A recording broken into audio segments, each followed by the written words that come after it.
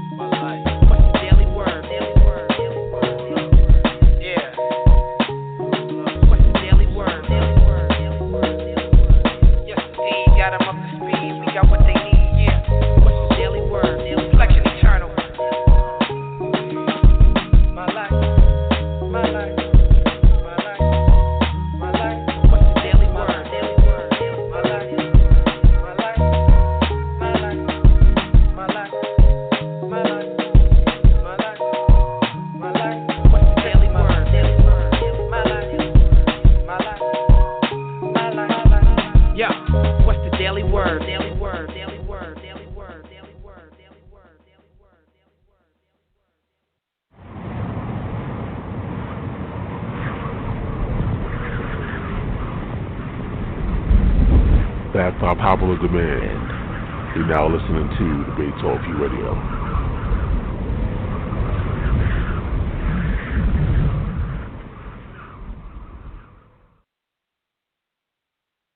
What's going on, brothers and sisters? This is Brother Stanley Sylvain of Sin No More Ministries. I'm letting you know that every time I'm not putting together some lessons to bless the people out there, I am definitely listening to Sal Showtime and Debate Talk for you. God bless you all. Peace.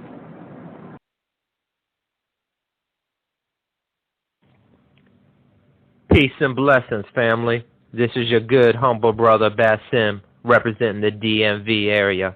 And when I'm not holding down my mid-level position in corporate America, I'm tuned into the most respected debate show on the globe. That's Debate Talk for You with the esteemed host, Sal Showtime.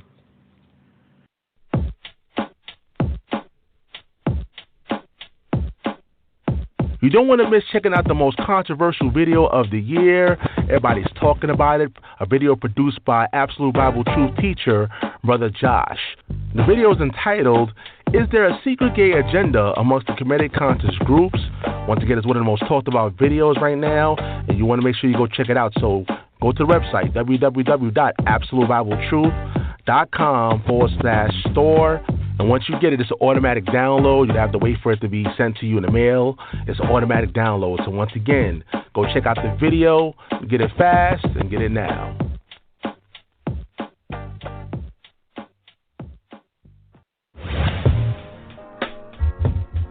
Hi, this is Tyrone Thompson, host of the Blog Talk Radio broadcast, Talk Real Solutions. Please tune in and listen to all of our shows 7 nights a week at 9 p.m. Eastern Standard Time. At Talk Real Solutions, we cover a variety of topics to ensure we speak about what may be needed in our community at any time. Talk Real Solutions is the hottest blog talk radio show going on right now. You can listen to our broadcast at www.blogtalkradio.com/Talk Real Solutions, or visit our website at www.talkrealsolutions.com.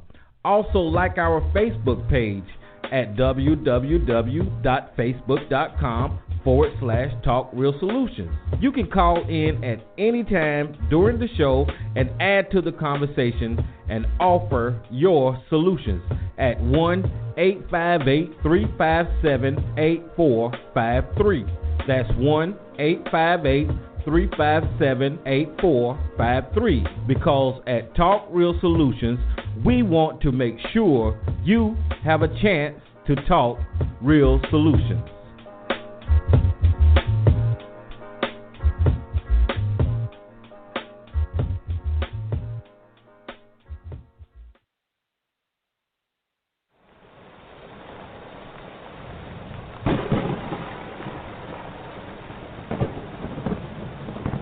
study to show thyself approved.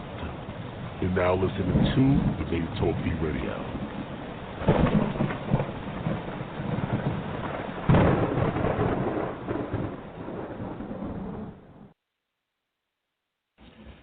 All praises, all honor, all glory to the supreme intellect of the universe. This is Nasi Yashuvel of Shomrei HaTorah in Atlanta. And if I'm not reading my Torah or suplexing some false deity, I'm listening to my man, Sal Showtime, and Debate Talk for You Radio. Beautiful. Keep doing the good work, brother, bringing forth the information and spreading that love. This is Renald Francoeur representing from Atlanta, Georgia. And when I'm not busy in the studio, I'm checking out Debate Talk for You Radio. Keep up the great work, Sal Showtime.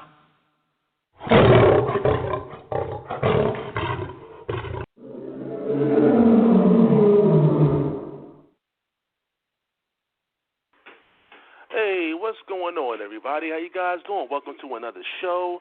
You're now listening to Season 7 of Debate Talk for You. I'm your host, Sal Showtime, and we are back once again with another classic show for you guys. It's a brand new season. We're 2 weeks into the brand new season, Season 7 of Debate Talk for You. And I appreciate all the people that's listening to the show on social media. I see we have a lot of people actually sharing the show. Once again, shout out to the people that's creating awareness on social media. At Debate Talk for You is live and on the air. And, of course, the people that's calling in with the brand new number, 319-527-6239. That's why we have a brand new call-in number. Again, that number is 319-527-6239. Tonight is a special show, and as I was talking to my special guest, the show is actually preset, and it's kind of funny how it's like happening at the right time. The title of the show, A Message to Black America.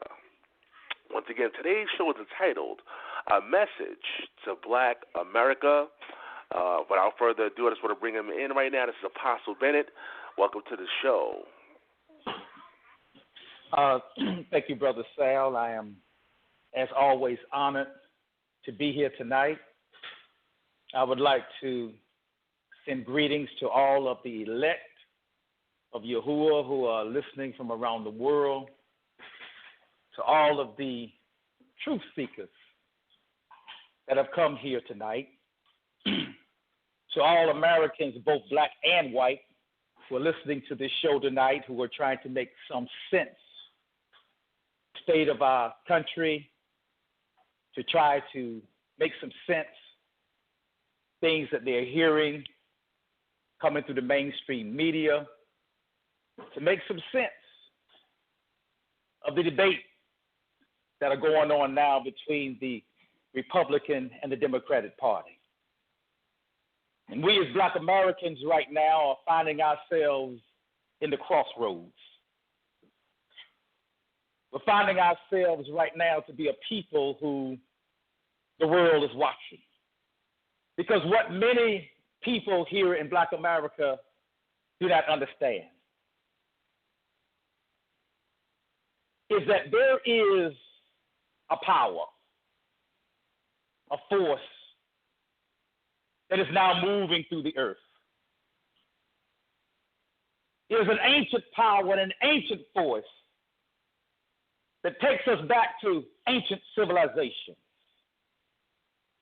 Even as Hurricane Matthews bears down upon our nation,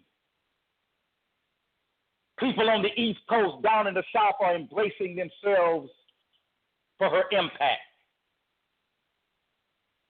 We as a nation and as a country and as a civilization must awaken ourselves to the fact that there is a hurricane of a different sort that is now moving across the world, that's moving across the nations of the earth. And history has shown us that wherever it is instituted, it brings about to a civilization and to a people pain, suffering, poverty, death, violence, separations of people. It stirs up within us the worst that is within the human nature. It is a power and a force that does not recognize the Bible as being an authority that sets down the morality of mankind. It is a power that does not believe that each and every human being is born into this world with the right that is given to us by our Creator, a right to life, a right to liberty, and a right to the pursuit of our own happiness. It is a force and a power that believes that only government that is ruled by a small group of rich elites who see themselves as being more intelligent, more wise, and smarter than the lower classes of people.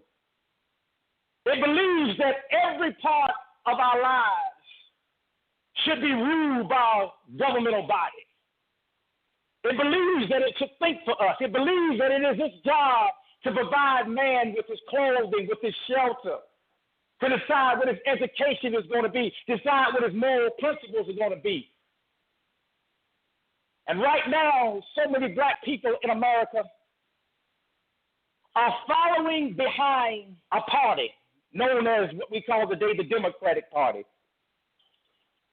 in which we've been taught and conditioned for over many generations is the party that black people should support. But I'm here today to tell you one of the greatest deceptions that exists within our world today is the belief that a person can walk throughout the year watching football games, baseball games, basketball games, can entertain himself with all types of entertainments. He can do this, as a matter of fact, for a period of years. And suddenly, when one of the most important decisions in his life is going to be made if he is going to vote, and that is to vote for the person who is going to lead this nation into the future as the President of the United States. I'm here today to tell you that unless you have taken the time to educate yourself, taking the time to study history, taking the time to do an analysis on the people that have been put before us as the candidates, to know something about what they believe, know something about their moral stands, know something about what is the history that has created and made them as they now stand before us.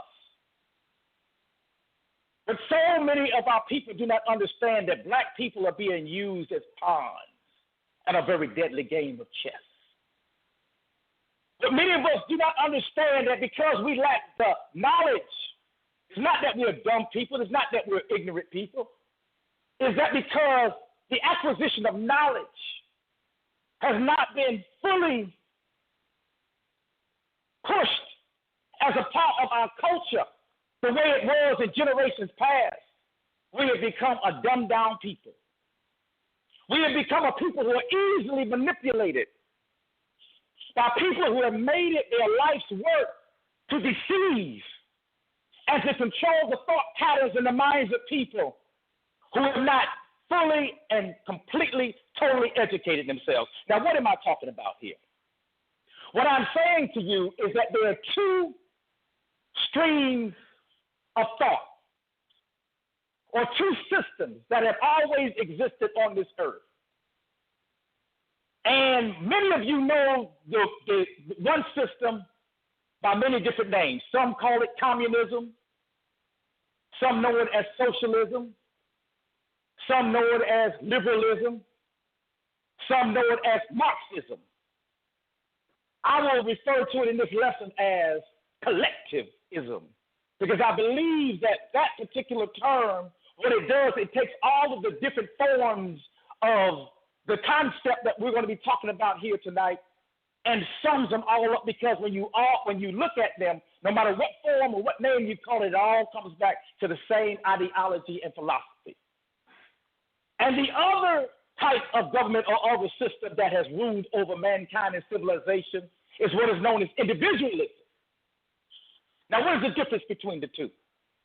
And why is this so important? I want everybody to listen here. What collectivism teaches us is that man or civilization should not be free to rule itself, but it should be ruled by a governing body that would dictate every part of a person's life.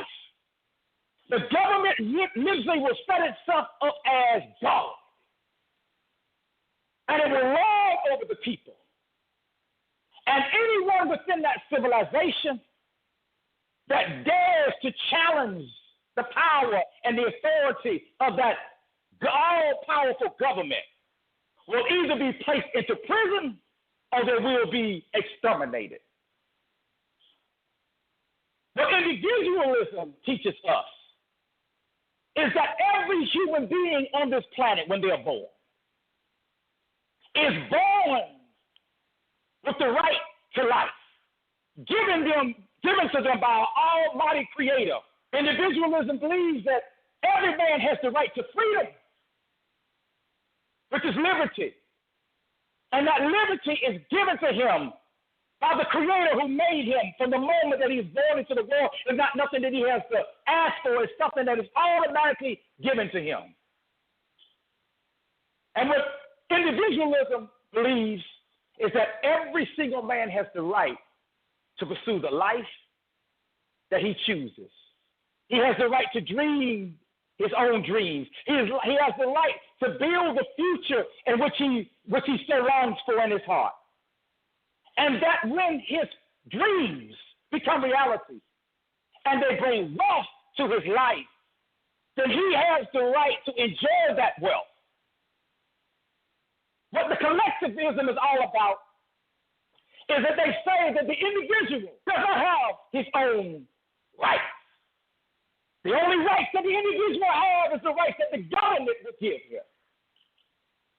Everything that the individual has is the possession of the government.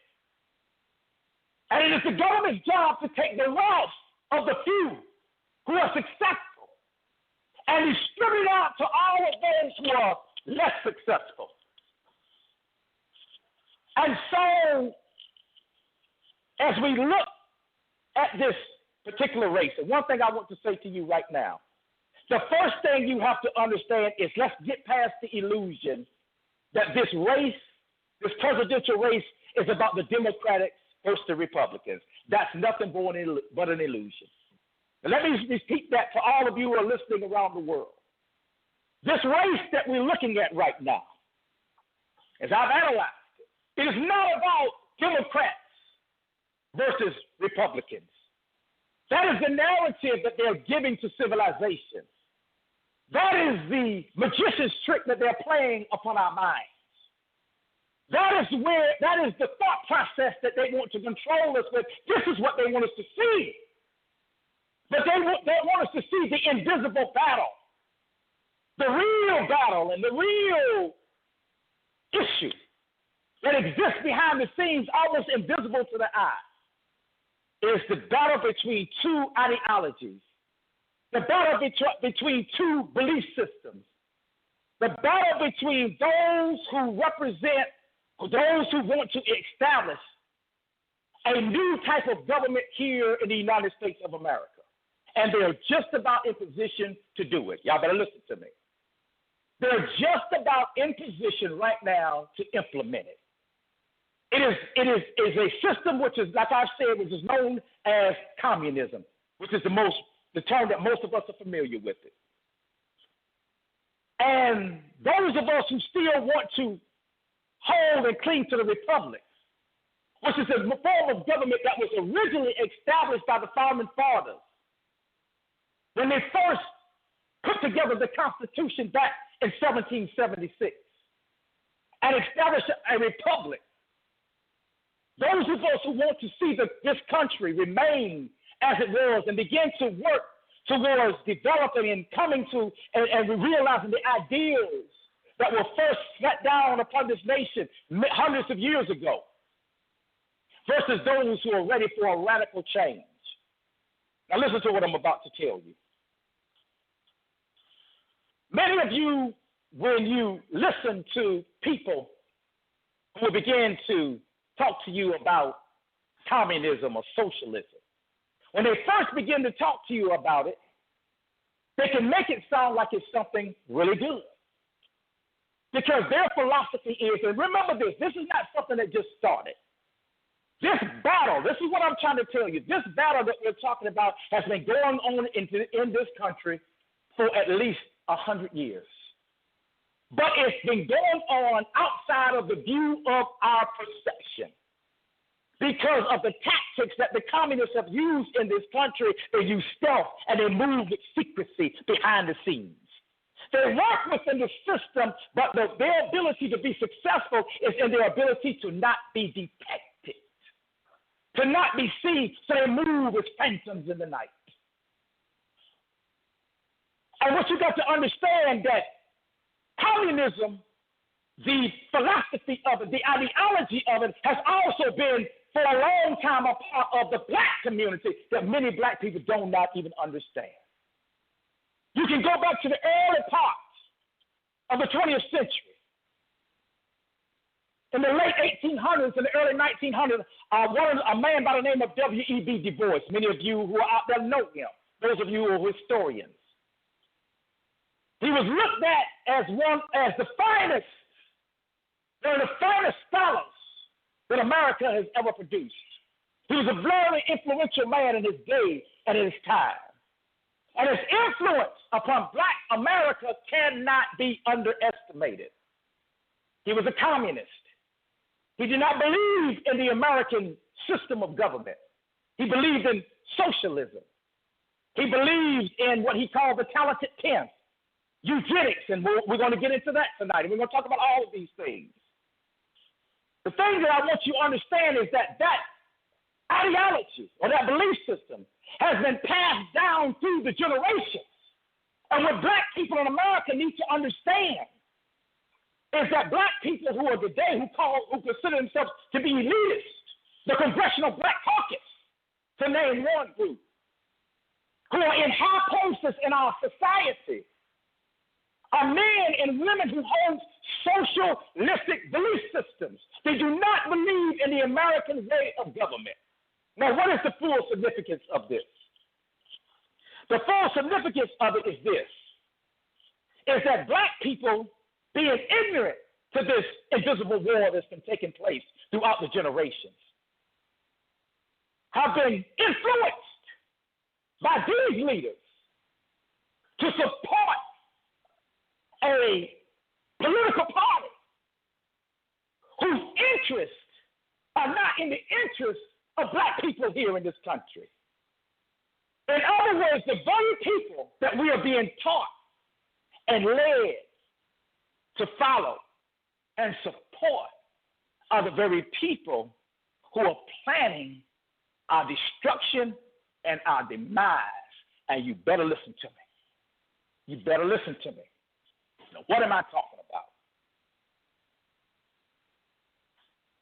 When you look into the black, first of all, let me say this to you.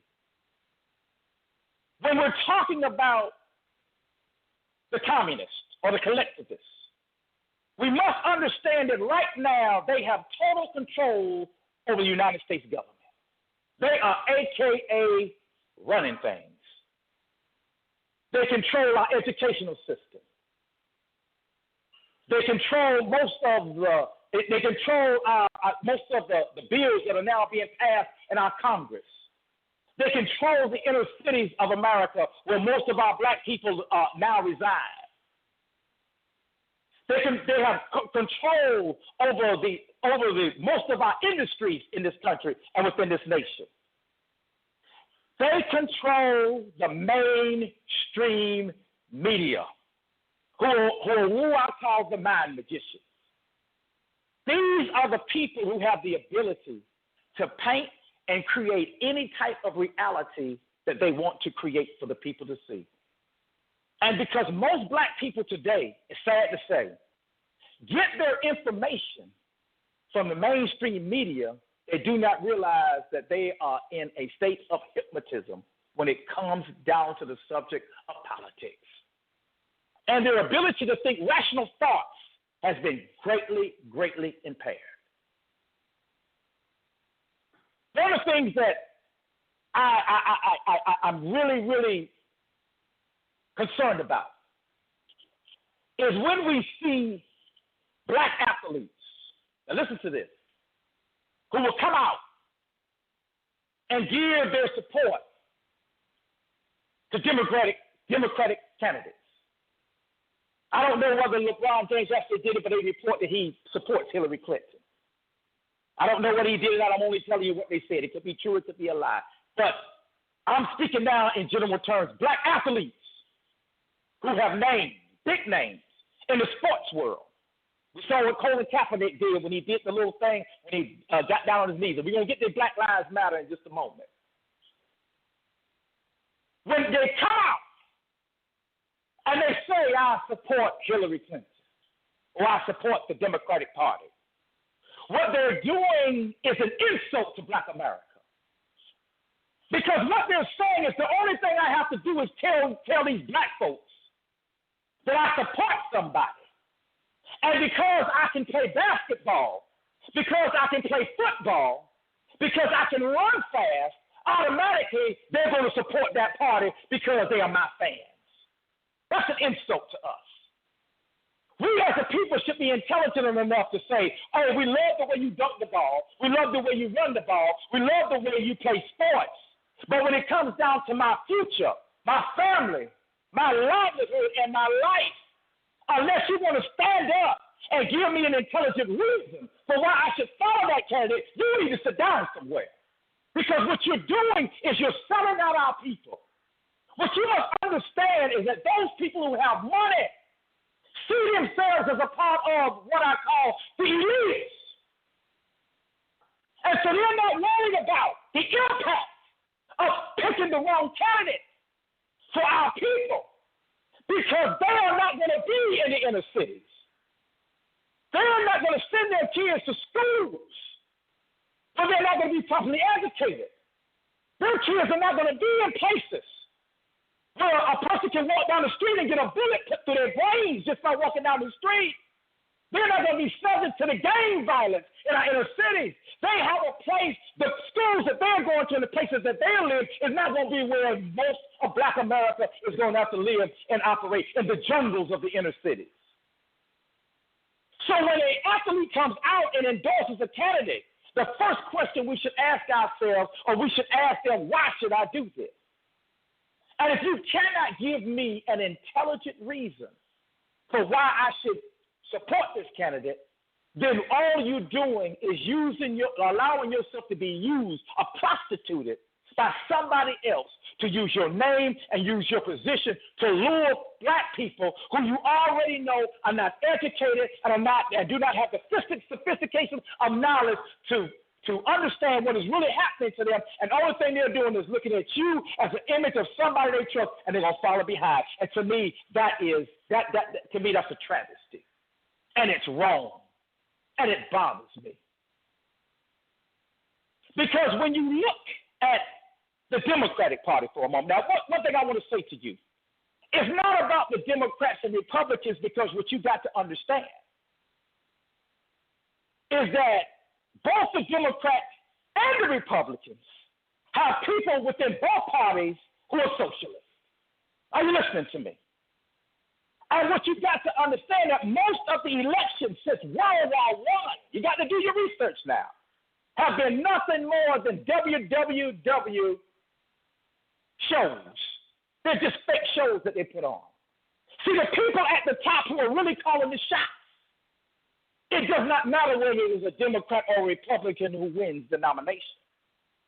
Because they understand that if both of them have the same ideology and have the same belief system, then their plans for world takeover and for a centralized governmental takeover of the United States of America is still going to be pushed forward.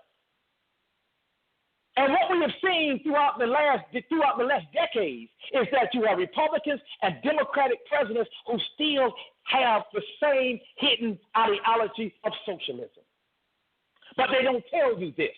All of these other things are thrown out to you as just something as a misdirection, to have your mind distracted so that you don't really see what you need to be looking at. As we go into the black community and we look at the conditions that our people are in, these conditions have been created by the policies of people who believe in socialism. But you have to understand, now listen to this, one of the tenets of socialism is something called eugenics. And those of you who have heard of a woman by the name of Margaret Sanger, you know something about this, those of you who are informed. What they believe, listen to this, you got to listen, once you educate yourself, then all of a sudden everything stops being crazy to you and everything starts to make perfect sense. Eugenics basically is the very thing that Adolf Hitler followed and believed in. It is a science that believes that within every race of people, you have people who are of a superior nature, superior intelligence, superior genes. And so if you interbreed or intermix people with superior genes, you can create a superior race of people. Y'all remember the super race of Adolf Hitler, which was smashed to pieces when Jesse Owens tore him up at the Olympic Games. But then there's another side to eugenics, and this is what I want you to listen to. It's what you call negative eugenics, which is the main thing that Margaret Sanger was focused on. When she began to do a study of rich people and wealthy people, and people whom she felt to be the intellectuals, the best of the races of people, and by the way, she was a racist. She believed in white supremacy. What she said is that there's another side to this coin, and that is to prevent those, as Hillary Clinton said, deplorables, those undesirables, those inferiors of the race of people. We need to sterilize them. We need to stop them from reproducing. Because what Margaret Sanger saw, what she said, is that people who are less intelligent, who are more ignorant, were having more kids and more children than the rich, the wealthy, and the more intelligent people. So she said that what we have to do is now depopulate. We got to sterilize them. We got to find a way to make these people not have children because they're bringing people into the world that she says do not have a right to be born. And so she came up with Planned Parenthood. And when you look, listen to me, when you look into the black communities all over this nation, you see the Planned Parenthood clinics. And one of the things that she was a champion of was what? Abortion. And since the 1970s, I have read statistics that says at least 13 million black babies have been aborted in this country. 13 million. My brothers and sisters, when you look at that, what are we looking at? We're looking at the genocide of a people. And what you got to understand, W.E.B. Du Bois, a black man, believed in eugenics. He had no problem with this philosophy.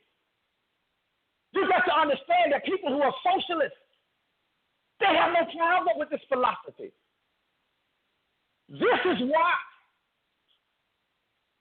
Democratic president after Democratic president,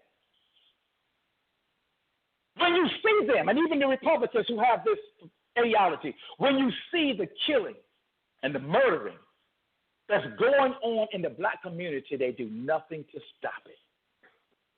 Barack Obama, the president of the United States, a socialist, a communist, who's pushing for a one-world government. And if you look at his policies, you can clearly see over the last 8 years, he has almost crippled this country. While black people are so ignorant, are up there cheering and clapping their hands and jumping around because first black president, really? How informed are you? Do you really know what he has really done? Do you understand the state that our country is in right now? The critical point that we're at right now, about to collapse. You better listen to what I'm telling you. This is real. This is serious business right here. He was the ultimate Trojan horse. And black people rode on that horse and are still so ignorant and dumbed down, they're still riding it. And everything about your reaction to him is why these people disdain you. Hillary Clinton goes after the black vote now because she needs you. When she called the followers of Donald Trump deplorable, what she didn't tell you, she think, oh, y'all deplorables. But she needs you deplorables right now. But once you get into the power, she'll show all of you what you think of all of you. What you have to understand is that when you look into our communities and you look at what has happened, when you have 13 million babies being aborted, that is genocide. All of these, think about this, that's 13 million souls that could have been a part of our population walking the earth right now today. But some sick-minded people who push birth control within our communities, on our young black women, believe that they should never be born because they're coming out of the inner cities, they're coming out of the ghettos, they're of a lower class of people. So therefore, they do not have the right to be born.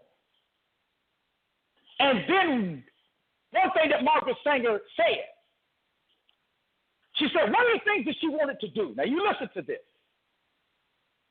to get her eugenics program into the black community. She wanted to contact the black preachers. The black preachers. And bring them on board because she knew that the black people in the community would listen to the black preachers. So she could get this birth control in there and everybody would be so calm and cool. And since the preachers are not preaching with fire against birth control, the people are lured into believing, well, it must be all right. The sad reality is that the people that we are looking to lead us are the very people that are bringing us down, that are leading us to our destruction. Because so many of them believe in the doctrine of socialism. And you must understand that the socialists right now today, when they're looking at this planet, one of the things they believe is too many people on this earth. There's too many people on the planet. This is what they believe. This is their philosophy right now.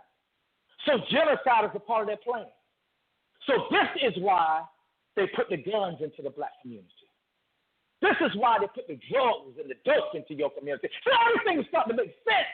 I'm talking about the shadow government that moves within the government that we serve, or that we have over us.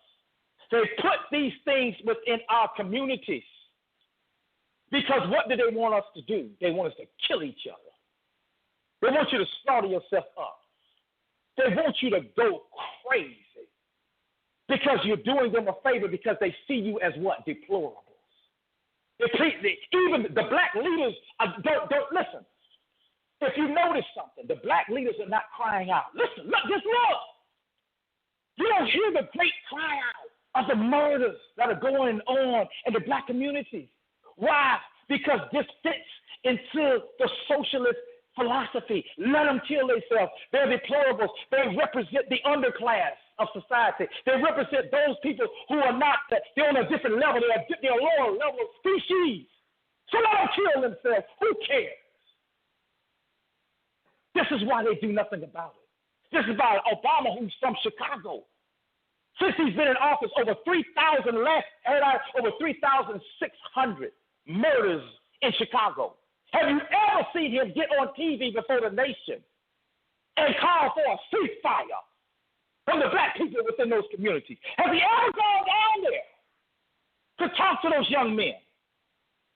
To tell them, stop murdering and killing each other? No. Why should he? He's a socialist. This plays right into their philosophy and the way they see the world and the way that they see life. There's a reason why they don't say anything. But look at this. Not too long ago, I was looking at a video that was done by a KGB agent. And this man was a man who worked, of course, for the Russian government. And he talked about in this particular video the methods that they use when they want to come into a country and take it over. How they enter into a nation.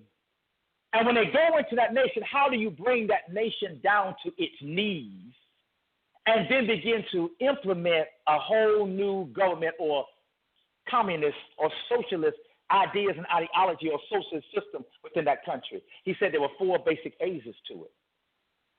He said the first thing you have to do is destabilize the country. The first thing you have to do is dehumanize the country. The second thing you must do is destabilize the country. The third thing you must do is create a crisis, and after that, you are ready for the final takeover. Dehumanization. Let's look at that first. What is dehumanization? What it means is this. Demoralization. What does it mean? It means that the first thing you have to do is lower the moral standard. Now, I'm talking to Black America directly right now. Listen to me. Every Black person in America, you need to listen to this. Because I'm going to keep it real and I'm going to come straight with you. I'm not going to cut no corners. Here it comes. You are the Black people here in America, especially people in the inner cities, because you have not cultivated the culture of education among yourselves. What you are is easy prey for predators who've been preying on your thoughts and on your minds.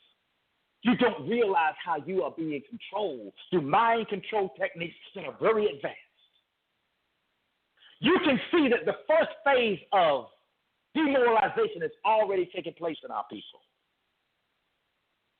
When you have a man, a young Black man, that will walk down the street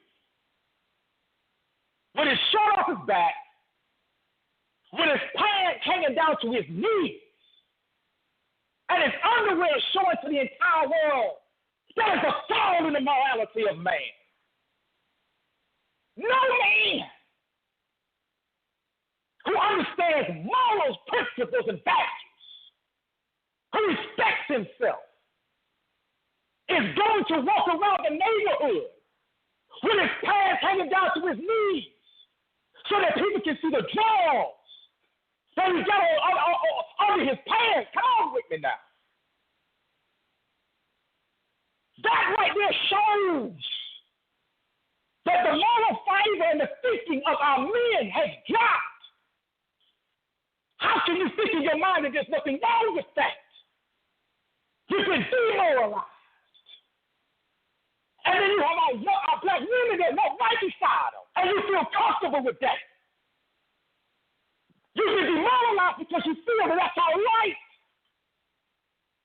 For my man to walk with me, and his pants is hanging down, and you see him walking in the stores about ready to trip over, and they keep pulling him up. Pants so doggone big, and as soon as they turn them loose, they fall right back down again. It's ridiculous. You in the store, you sit in the store getting food with your family, and they come in the store with their pants down. It's so disrespectful. But what we're talking about is you're being demoralized. The sense of dignity, the sense of self-value and self-worth is being taken out of you. Black women, for you to continue, many of them, to lay on your bed and allow men who don't even have jobs to come into you and continue to impregnate you. And then when you find out you're pregnant because you want to get your freak up, you're so quick to go to a clinic and abort a life, to take a life away. So millions and millions and millions of souls are piling up, and you have no consciousness of the murder that's taking place within our nation. You've been demoralized, desensitized to what you're doing. When you look at young people today, I'm ready to talk to somebody, and they take a poll. Is it all right for 2 men and 2 women to marry, to lay down together? And they say among young people, among our youth, they have no problem with it. When our Creator says in His book that is an abomination, you better hear it. We've been demoralized as a nation. And then when you look in the churches, you got these weak preachers that's scared to open up their mouth and talk about anything. Because they're 501c3. And they worry about the government taking that non-profit status away from you. So having that money is more important to you than saving the souls of men. You better hear me. So the process of demoralization has already taken place in our people. And this is not just for black people. This is across the board. But right now, this is a message to black America. So now they have got you demoralized. Let me say something else about this. When you can get in a game and put certain colors on your body, now how ignorant and stupid is this? One gonna wear red and one gonna wear blue. And if you see another man walking with a different color on than what you are, you will take a gun and blow that man's brains out and shoot him dead because you got a different color on. You've been demoralized. You have no morals. Now you're walking and moving through the earth like an animal, like a beast. And that is exactly what the socialists want you to become. And that's exactly, you're carrying right into what they want. And then you run and you hiss at the police. And many of them are afraid to even come into your neighborhood because there's so much violence and there's so much destruction going on inside of there. And then you have black people that want to make a big issue about the situation, and they don't even want to go into your neighborhood either.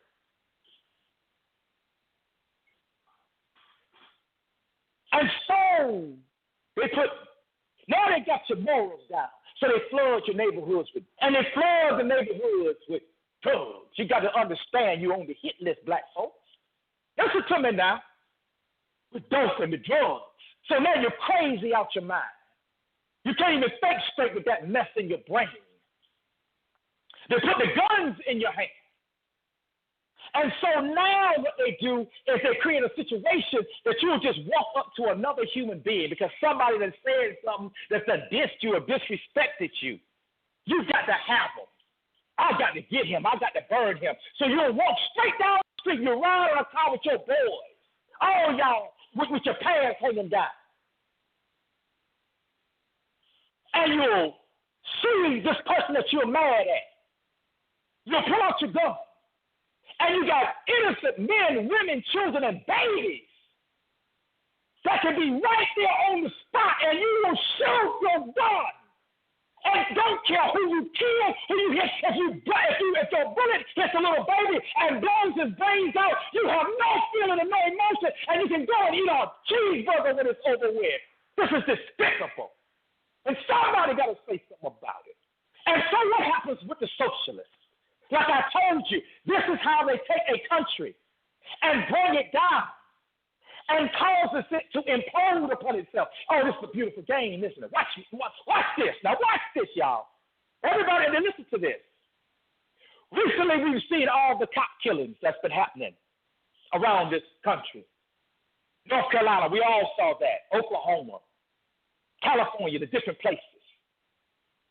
And as soon as they see a case or a cop, it used to be white cops shooting black folks, now it's any cop shooting black folks.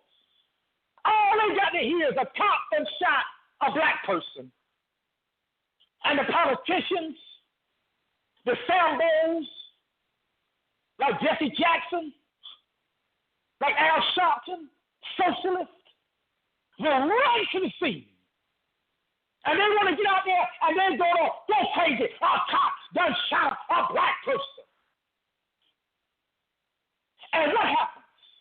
The whole black community in your dumbed down, sickened state. Look at the condition you in. You're ready to go out there and tear up the whole city. You're ready to bust the windows out. loot the businesses, and some of them are black businesses in your own community. When your own people are there trying to make a living for their families, you'll bust the windows out, go in there trying to steal everything you can get. You'll see innocent men, women, and children on the street corner. Drag them down, beat them up, shoot them, beat them down, stomp them. Stand on bridges with bricks in your hands. Cars that are riding down, strangers that don't even know what's going on. You take your bricks and throw them down there and bust the windows out. You better hear me now. What are they doing? Why is this happening? Let me say something to you. I believe it was in North Carolina. Now listen to this. Watch this, y'all. When the police began to take IDs on many of the rioters that were down there, you know what they found out? That 75% of them were not even from North Carolina. They were people who had been shipped in and bussed in from other places. Are you listening to me? They were sent there to create what? Chaos, confusion, and violence. Are you listening to me? Why? What are they trying to do? They're trying to destabilize the country. They want to make it unstable. You've got to understand this is a part of their tactics. This is how they operate. This is what they do. It's a step-by-step process. When you're ready to have a governmental takeover and cause a nation to fall and to crumble and to fall to pieces. That's what they do. And so black people who are in their ignorance, you're not even thinking. Your mind is not even focused on what's really happening and what's really taking place. You're getting caught up in a false narrative. Listen, let me tell you something. Think about this for a moment. Every time you have a situation where they show there's a cop shooting a black person, now, I'm not saying that that's something that's good. I'm not saying that's not something that we should be upset about. I get upset about it too, especially if it was a shooting that should have never taken place. I stand with black people in America. Don't get this thing twisted. But as a man of truth, I got to tell it like it is. We got to be balanced with this thing. Are we going to perish as a people because we're going to fall right into their trap? But something is wrong. Something is wrong if every time we have a shooting from a cop to a black person in our community, and we got thousands and thousands and thousands of our black men, women, children, and babies being gunned down in our streets and on our sidewalks every day, and there's a silence from the same people that want to run down there and scream about these shootings. Something wrong there. But when you understand the philosophy and the ideology of people who believe in socialism and understand the tactics that they use to implement their system of government, then everything makes perfect sense. Then we're talking about a crisis. This is where we're at right now. Notice what they're doing with the borders. All of y'all heard about the borders. When Trump was talking about build a wall, they try to make him sound like he's crazy. Let's use some common sense here right now. When you look around the world, you have certain countries on this planet, like Syria, Saudi Arabia, where we know that they train people to be terrorists. We look all over the world and see the things that they're doing in Europe, destabilizing those countries with their suicide bombers, with their murderous acts, the killings and the murders that are taking place from these people who are doing this in the name of Islam. They call it radical Islam. Why in the world? Listen to what I'm trying to tell you. Would you have a president? Listen to what I'm telling you. That would open up the borders and allow people who come from those regions where we know that killers and terrorists are being trained and indiscriminately allowed those people by the hundreds of thousands to pour into our country. And then you have another one, Hillary Clinton, coming right behind him, who wants to increase it by 500%. And the intelligence tells you that there is no way to really vet these people. There's absolutely no way that you can possibly, with that many people, that larger group of people, be able to find out who's who and what's what. What are you setting out, my brothers and sisters? Use common sense.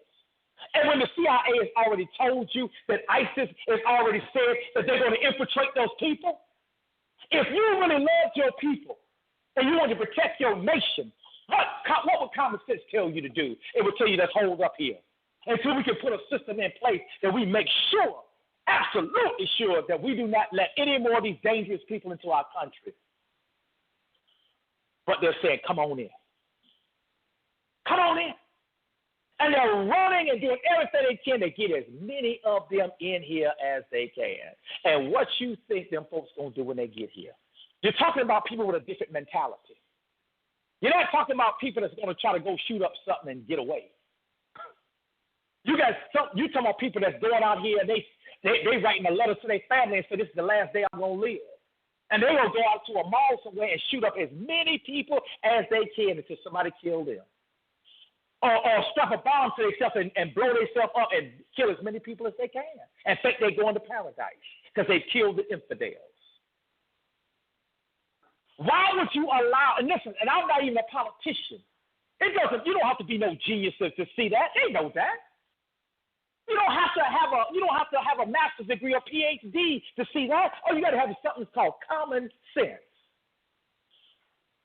But why are they doing it? Because now they begin the process of destabilization, and now what is the next phase? Crisis. Because once you begin to have all of these different terrorist attacks all over this country, if it gets to a certain level, the country is going to be in a total crisis. It will spin out of control, and you will not be able to control it, and you're going to have mass panic and mass chaos. And so what's the next phase? Tell everybody, hand your guns over. We can't trust nobody. We got to do this. Give up your guns now. And then final phase, and we're gonna fix this. You bring in your military forces. Some of them may not even be of this country. They may be from the United Nations. And you take over the country. And you implement a total socialistic government here. And they can do it overnight. And one day, you wake up out your bed, and the America you used to know has just vanished and disappeared. You got to understand, one of the things that Donald Trump was getting up there talking about, he's talking about globalists. A lot of things he don't talk about because he don't want to put the whole country in a state of panic. You got to understand their agenda. This is the agenda that they have right now. The agenda that they have right now is to establish a one-world government, ruled by a few small number of rich elites who are going to call the shots on everybody on this planet. And the sovereignty of America as a nation must be given up. In other words, the United States of America as a nation will no longer exist. It'll just be another country, another landmass on this earth under one all-powerful one-world government. This is why they don't want to shut the borders down, because they want to have open borders all over the planet. They want to mix everybody up. Nobody identifies themselves as this country or that country. We're all mixed up together. And the one world government will rule over all. And for those of you out there listening who might think that may not be the best idea, let me tell you something. I've got only one word to say to you. And I want you to listen to this very carefully. I got only one word that I want to say to you. And that word is Venezuela. Every one of you who are out here right now tonight listening to me, when this teaching is over, I would hope that before you close your eyes this night, that you will go on your computer while you still can, because most of you probably already know that the control of the internet is no longer in the hands of the United States. It's already been sold off, y'all. Now, you got to understand, a lot of things are going on, and Obama pushed that through real quick before he got up out of there. He's doing a whole lot of things. He's moving fast. He's got his marching orders. He's the Trojan horse. He's doing what he's told to do. Stop being dumb enough to think that he's just up there doing what he want to do. No, he's taking orders from the people that put him in there. What I want you to do is after this is over, click on Venezuela. And I want you to look at the horror that is taking place over there. A country that used to be sort of like a paradise where many people would go to, and they talked about how beautiful Venezuela was. It's a country that was flourishing. But what happened is that the country had a system of socialism, which is what I've been talking about, was introduced into that country. And now what you have over there is people who are walking through the streets searching for dogs and cats to eat. Are you listening to me? People over there are so hungry that they're going through the streets searching for dogs and cats to catch and eat. When they go to the store, they got long lines that are stretching almost, they say it could be a mile long of people waiting to go in there and just get, a bag of flour and some oil. That's all they got. The government is rationing out what they're going to get. Remember what I said, the government is God now, right? The government decides everything for you. This is what the socialist system did. It took over everything in the country, controlled everything, and this is what happens when socialism is allowed to come. Same thing happens here. You got people over there, they said the gangs are now, listen to what they do. They set up, the government sets up, now this is crazy. The government sets up what they call no-gun zones. You are not allowed to carry a gun. But yet you got the crooks and the criminals out there that are fully loaded. So now your life is in peril. The government won't let you have guns, but you got murderers and killers and thieves riding all around like wild animals. And they said, and the government, and they say that we can't protect you. And they'll ride right up on you, shoot you down, kill you, rob you, whatever they want to do. They say the country is close to running out of food. The people said that they don't even have toilet paper. One woman said she's been 1 month, don't even have tissue. They live in 100 and some degree temperatures, and there's no electricity. When you go over there in certain areas over there, they're in complete blackness. The electricity is gone, y'all. What you have over there is a Holocaust. It looks like something out of the apocalypse. It's human suffering that right now we can't even imagine. But what I'm saying to you, you better watch out.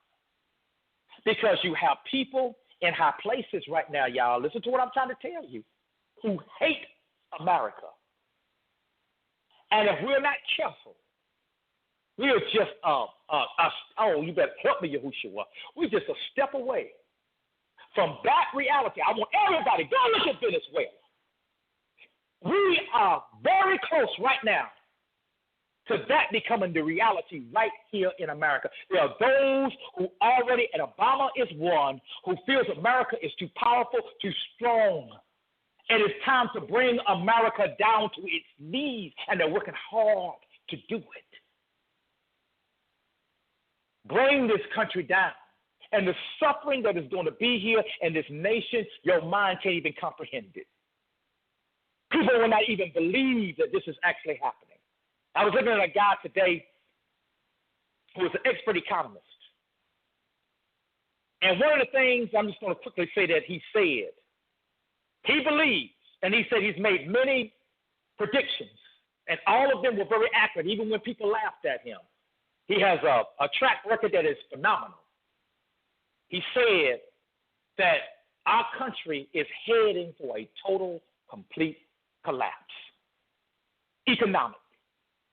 He said because the problem is that our country relies too much now on credit. And he said that the amount of credit that we have built up as a nation far, far exceeds by trillions of dollars the actual amount of money that's actually in circulation.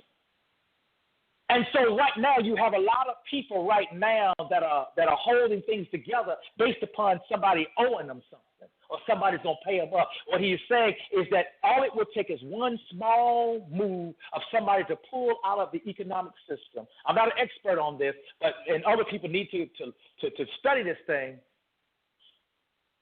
for the whole system to totally, completely collapse. He said it almost happened some years ago, and a lot of Americans missed it. They didn't even know it happened.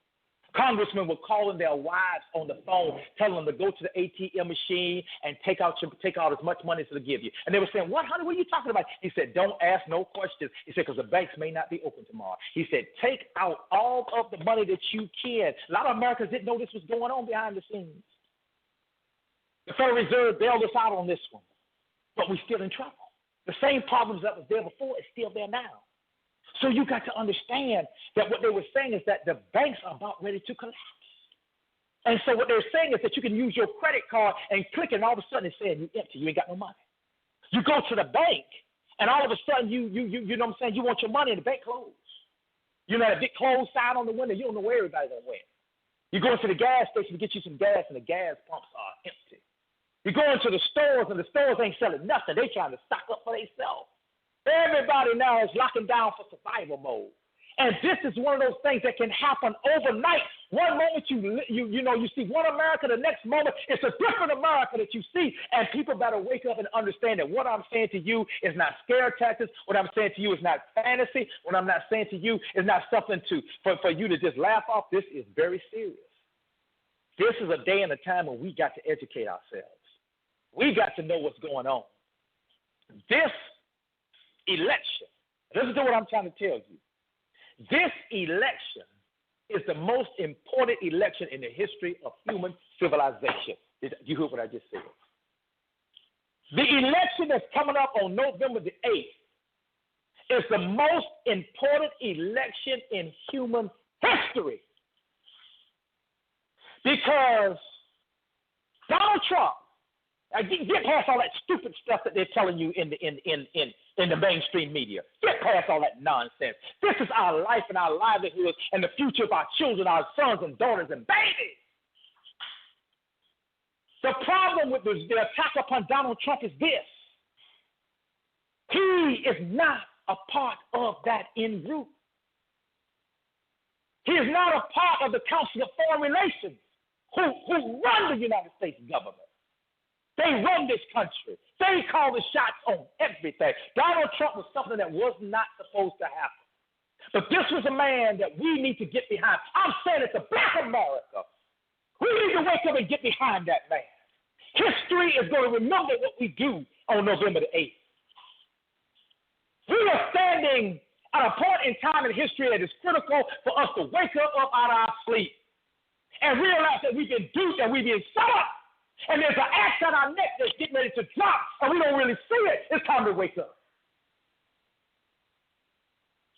This man believes in the principles of government that was laid down originally in this country.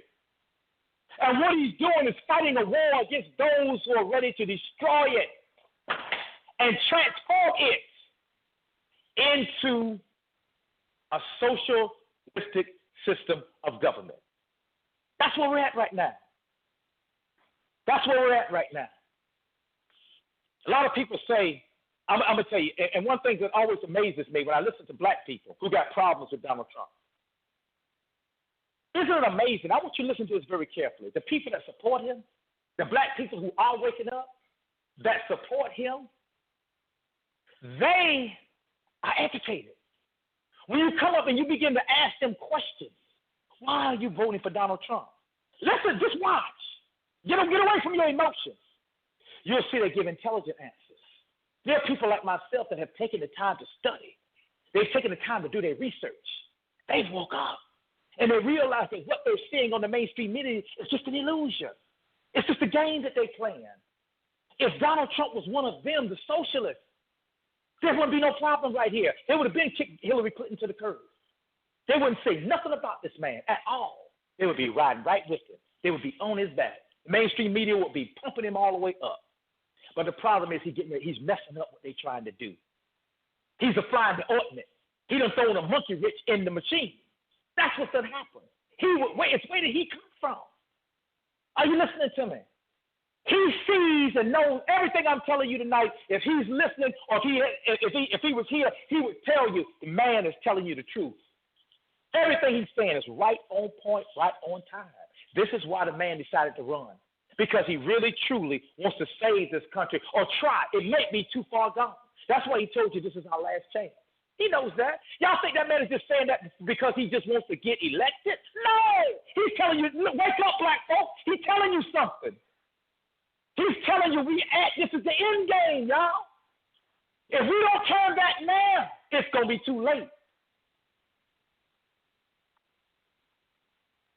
Obama was the Trojan horse that came in. Smooth, cool brother, ain't he? Walks like the Pink Panther. You remember the cartoon? How the Pink Panther, how smooth he was walking? That's how he is, real smooth. Smooth operator, ain't he? Got all these black folks, all hyped up. First black president. He knew they would hype you up. As soon as you see a color, you go crazy because they know you're not educated. But he did what he's supposed to do. And now they got the Grim Reaper coming now. They got to get Hillary in there. Because, sometimes people have you do things that other people ain't got a stomach for. You're dealing with somebody here that will do anything, that have no problem with whatever. Believe that now. What we got to understand right now, we got to look at this intelligently. We got to look at what's going on intelligently and ask ourselves the question, which one of these people has a platform that's going to be beneficial to us as a people? If you're going to go with Hillary Clinton, I'm telling you, what you're going to be doing, forget about that Democratic Republican stuff. That is nonsense. That right there is a distraction. What you're really looking at and what we're really seeing here is that you've got somebody who is getting ready to fully implement the socialistic dream. Finally, they're getting ready for the total takeover of this country. That's what's in play right now. Donald Trump represents the person that's getting ready to reverse this thing and see what he can do to bring us right back. And the criticalness of it, think about what he has said he wants to do. He is the first president I have ever heard that's talking about having a plan of going into the black community and stopping the violence. He's the first one I heard that's talking about bringing the jobs back from across the water by putting taxes on these businesses that's going to leave this country and make them pay for it. He's the one that's talking about relieving all of the different regulations that they put on companies. Why? So that companies now have an incentive to stay in this country so that they can begin to create jobs, so they can compete in the free marketplace. He's talking about what? Everybody having the right to send their children to the school of their choice. Black people in the inner cities, there are schools out there where kids are going there, they're not learning. They go to school every day and all they're doing is trying to survive. And nobody in the socialists care. You know why they don't care? Do you realize in our inner cities of America that the people that are set there, the black people, are going against the policies that would allow black people to send their kids to the school of their choice? They go against policies that would allow black people to be able to send their kids to the school of their choice, while at the same time, these are the elites. They'll send their kids to the schools that they want to. See, they're going to have something different from themselves that they want you to have. You know why? Because they don't see you as being the elite. They see the inner city black people as being an underclass that needs to be kept in check. In other words, they are the house Negroes. They are the Sambos. Their job is to watch the field Negroes. I'm just being real. This stuff goes all the way back to slavery. They're still doing now what they did back then. And we have got to wake up as a people. When we begin to really focus in on ourselves as a black people and as a black nation, I really believe that one of the things that's really, really hurt us so bad is I really believe that there has never been any closure for us. I believe that the scars that we have in slavery are still here. And we've never, ever gotten over them.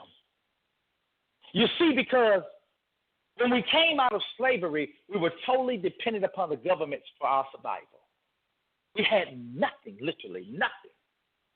And what has happened is that throughout the centuries, we have never got past that point of feeling like the government is there to support us, to help us, and without them, we cannot make it.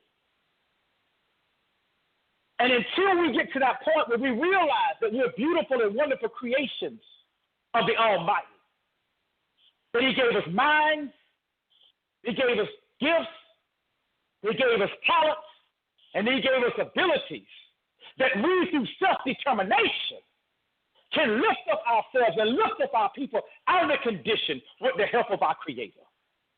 Are you listening to me? You got to understand one of the reasons why so many black people are so easily manipulated into supporting the Democratic Party, even though they're suffering under the Democratic regime in the inner cities, because the mayors and the people that are the Democrats are elected into those positions in the inner cities don't do anything for them. They keep them in that same beat-down condition. It's because they have gotten into their minds, and the black leaders put into their minds that it's the government got to take care of you, and you better watch out for them Republicans because they're going to take everything you got away, and it's fear. Because black people believe within their hearts and within their minds, too many of them, that with the government without the government they're going to perish. It's fear. It's fear-based. They do not believe that they have within themselves to lift up themselves in a capitalistic system, and a system that promotes individualism. And this is what Booker T. Washington believed in. And many of you who have read his book, Up from Slavery, a man who came out of slavery and became the most prolific black man in the beginning of the 20th century. And he's looked at black people in his day and his time. And he was criticized for a lot of the stances that he took. But everybody needs to read the writings of Booker T. Washington. And one of the things that Booker T. Washington really truly believes, that we as black people have it within ourselves if we're willing to work, if we're willing to toil, if we're willing to labor. He felt that we were people that were strong enough, powerful enough, and mighty enough to lift ourselves up out of the bootstraps, and we did not need to be dependent upon a government for our survival. This is what has really hurt us. But so many black people who you've been taught to hate America, that's exactly what they want you to do. You've been told that you can't make it in this country because they discriminate against you. You poor black people. This is what the socialists do. This is how they divide and conquer. They go into the inner cities, and the black leaders pump these ideologies and these thoughts into the black people that are in those inner cities. And so black people are very quick, to buy into that narrative. This is how Elijah Muhammad built the Nation of Islam, by feeding on the oppression of black people and telling them that all black people was the devil. And feeding on the suffering and feeding on the negativity of everything that was negative in this nation. See, because then he was able to gain power, and other leaders today, but we got to look closer at this thing. Going back into the year, I want you to listen to this for a moment. This is a fascinating fact. When we go back to the year 1940, I want every black person out here to listen to this very carefully. From the year approximately 1940 to about 1960, black people was the number one ethnic group in this country. They was the fastest growing, upward bound people in the United States of America. Did you hear what I said? Go back and do your statistics. Black people were on the rise. We were the fastest number one growing ethnic group in America for about a 20-year time span.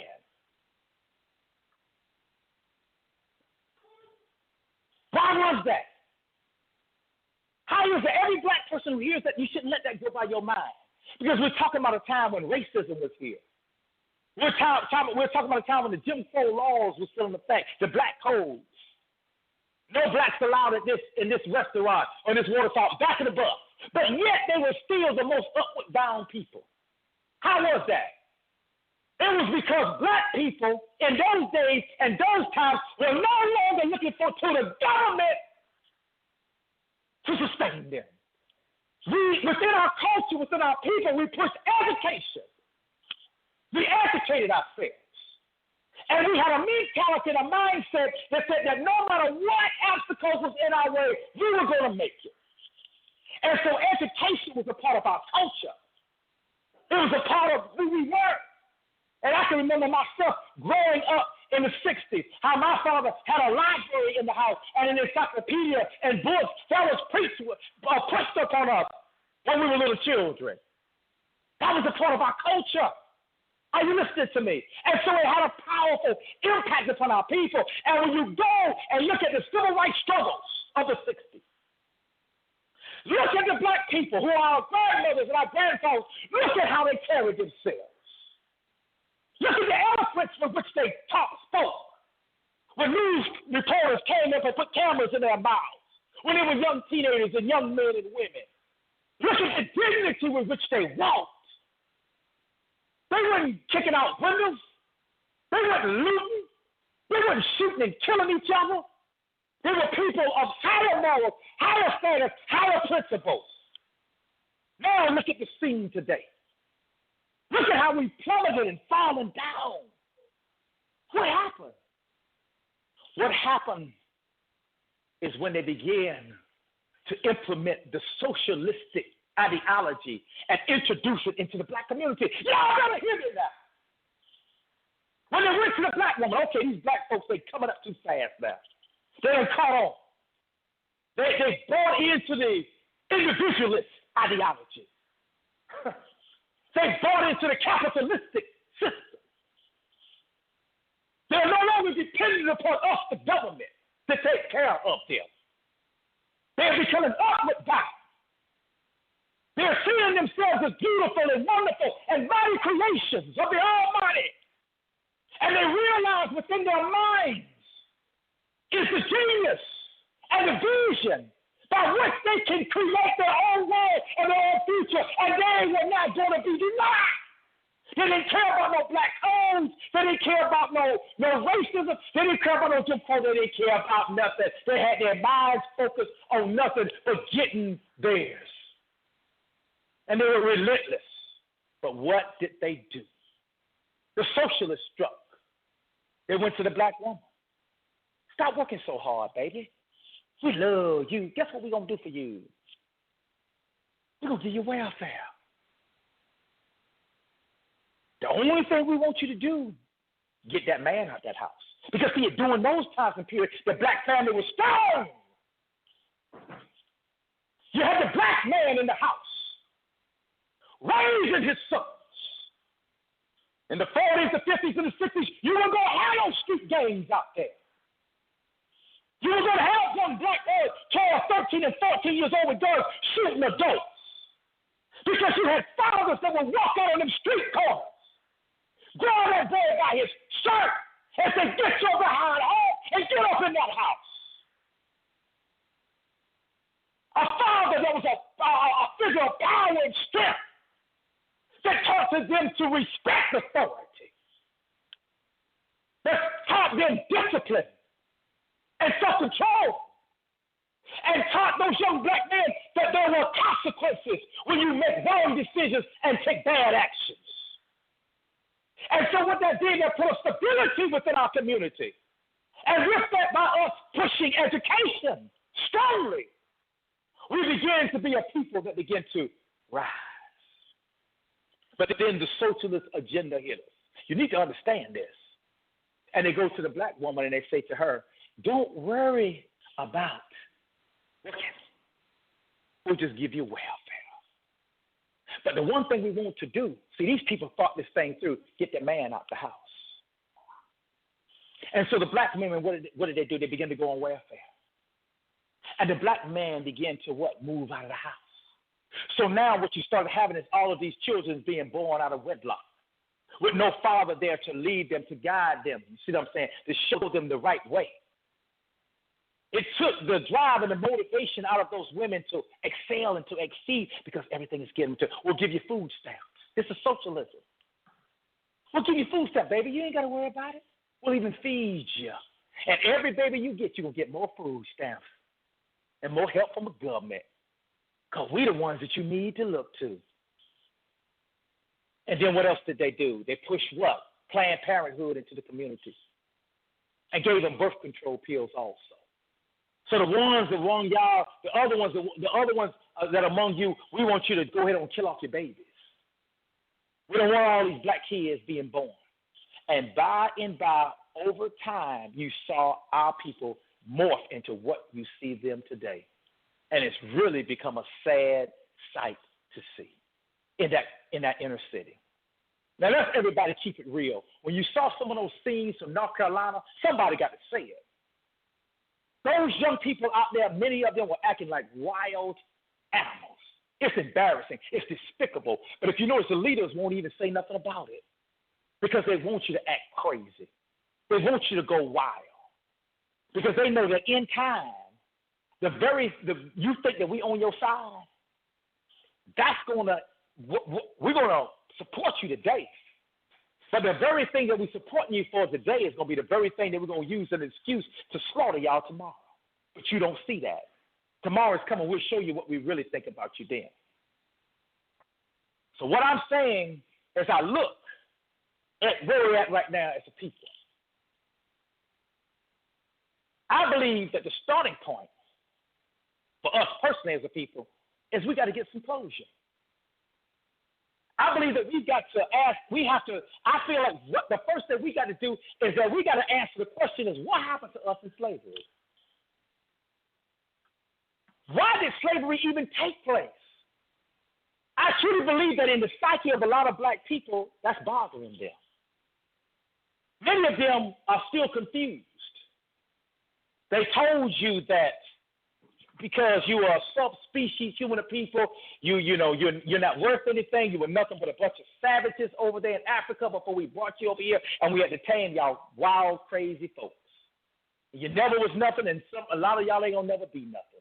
And the sad reality is that so many of our people have bought into that narrative, which is why when you look in the inner cities, they look toward the government to do anything. They don't have confidence. I've seen some of those young men that are in the game. They say, what am I gonna do, man? They ain't got no jobs out here. There's no business out here. I understand that, but the one place they don't look within themselves.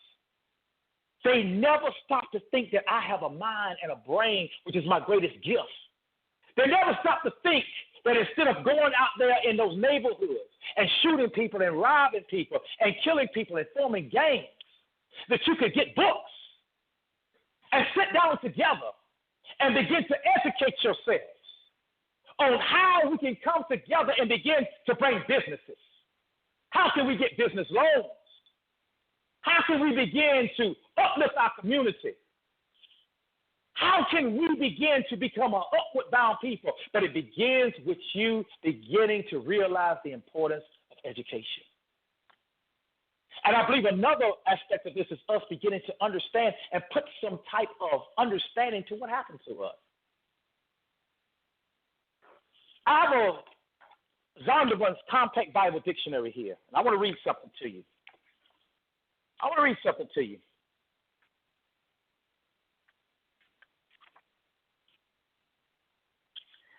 Many black people, as many of you already know, one of the things that when we were younger, many of us, I don't hear it as much anymore now, but we used to hear it. They used to say that black people were curse folks. They say that what happened to us in slavery was the curse of Ham. Many of you have heard this before at some point in time in your life.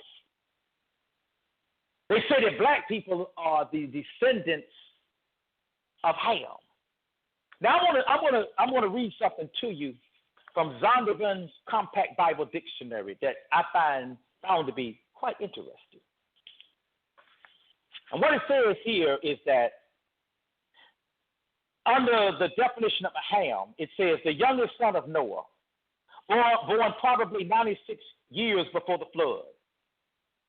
and one of 8 persons to live through the flood.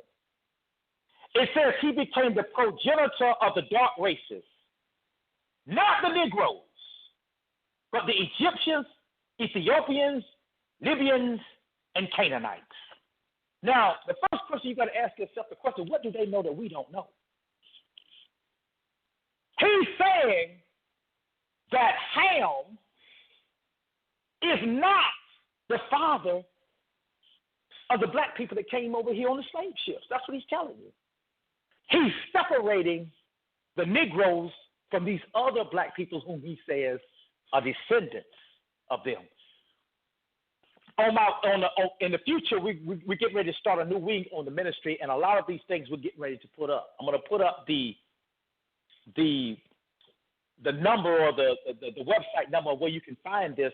But when I was doing my research on this portion of the teaching, one of the interesting things I came across, there is a map dating back from, I believe it's 1747.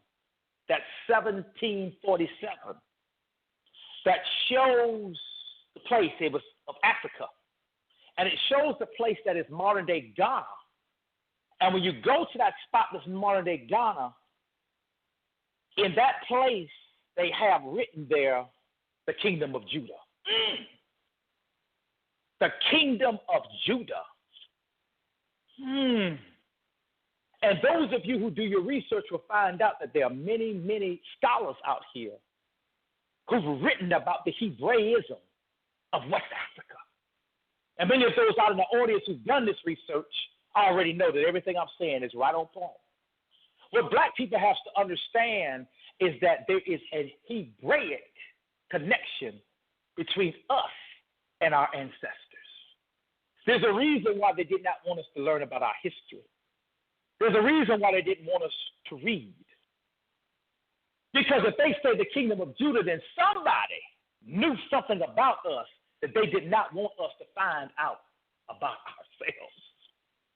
They knew that there was a Hebrew connection between black people here in America and the ancient Hebrew Israelites. I'm going to read something to you from Deuteronomy chapter 28. Those of you who have your Bibles on you, you can turn to it.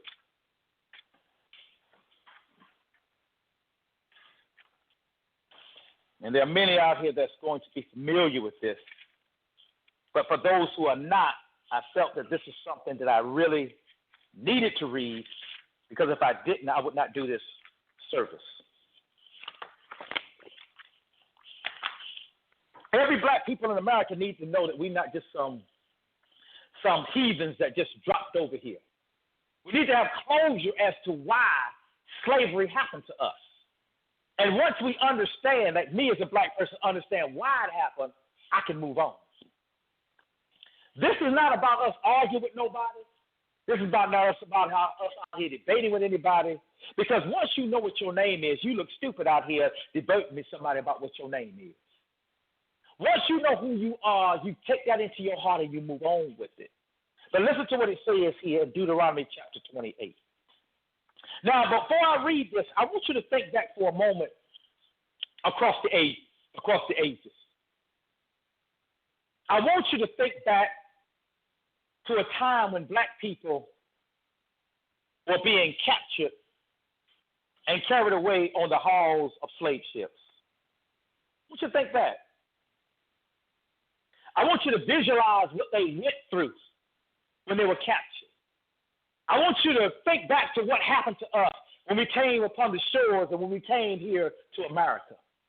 I want you to think back on our experiences when we were sold into slavery. I want you to think about the experience of what happened to us while we were in slavery. And I want you to visualize everything that took place in your mind as I begin to read these passages of scripture to you. And it reads, "But it shall come to pass that thou wilt not hearken unto the voice of Yahuwah thy Elohim, to observe to do all his commandments and his statutes, which I command thee this day, that all these curses shall come upon thee and overtake thee. Cursed shalt thou be in the city, and cursed shalt thou be in the field. Cursed shall be thy basket and thy store. Cursed shall be the fruit of thy body, and cursed shall be of thy land, the increase of thy kine and the flocks of thy sheep. Cursed shalt thou be when thou comest in, and cursed shalt thou be when thou goest out.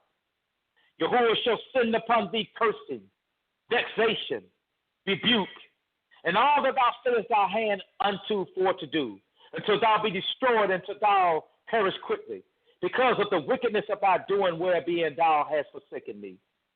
Yahuwah shall make thee the pestilence cleave unto thee, until he have consumed thee from off the land, whither thou goest to possess it. Yahuwah shall smite thee with a consumption, and with a fever, and with an inflammation, and with an extreme burning, and with a sword, and with the blasting, and with mildew.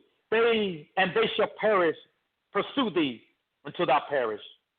And thy heaven that is over thy head shall be brass, and the earth that is under thee shall be iron. Yahuwah shall make the rain of thy land powder and dust. From heaven shall it come down upon thee until thou be destroyed. Yahuwah shall cause thee to be smitten before thy enemies. Thou shalt go out one way against them and flee 7 ways before them, and thou shalt be removed into all the kingdoms of the earth. And thy carcass shall be meat unto all fowls of the air, and unto the beasts of the earth, and no man shall fray them away.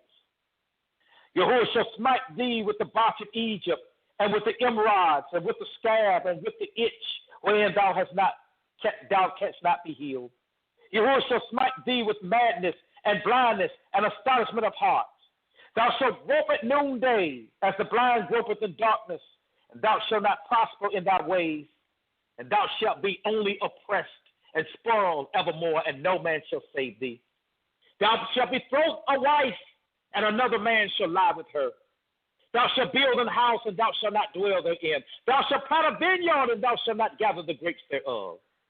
Thine ox shall be slain before thine eyes, and thou shalt not eat thereof. Thine ass shall be violently taken away from before thy face, and thou shalt not be restored to thee.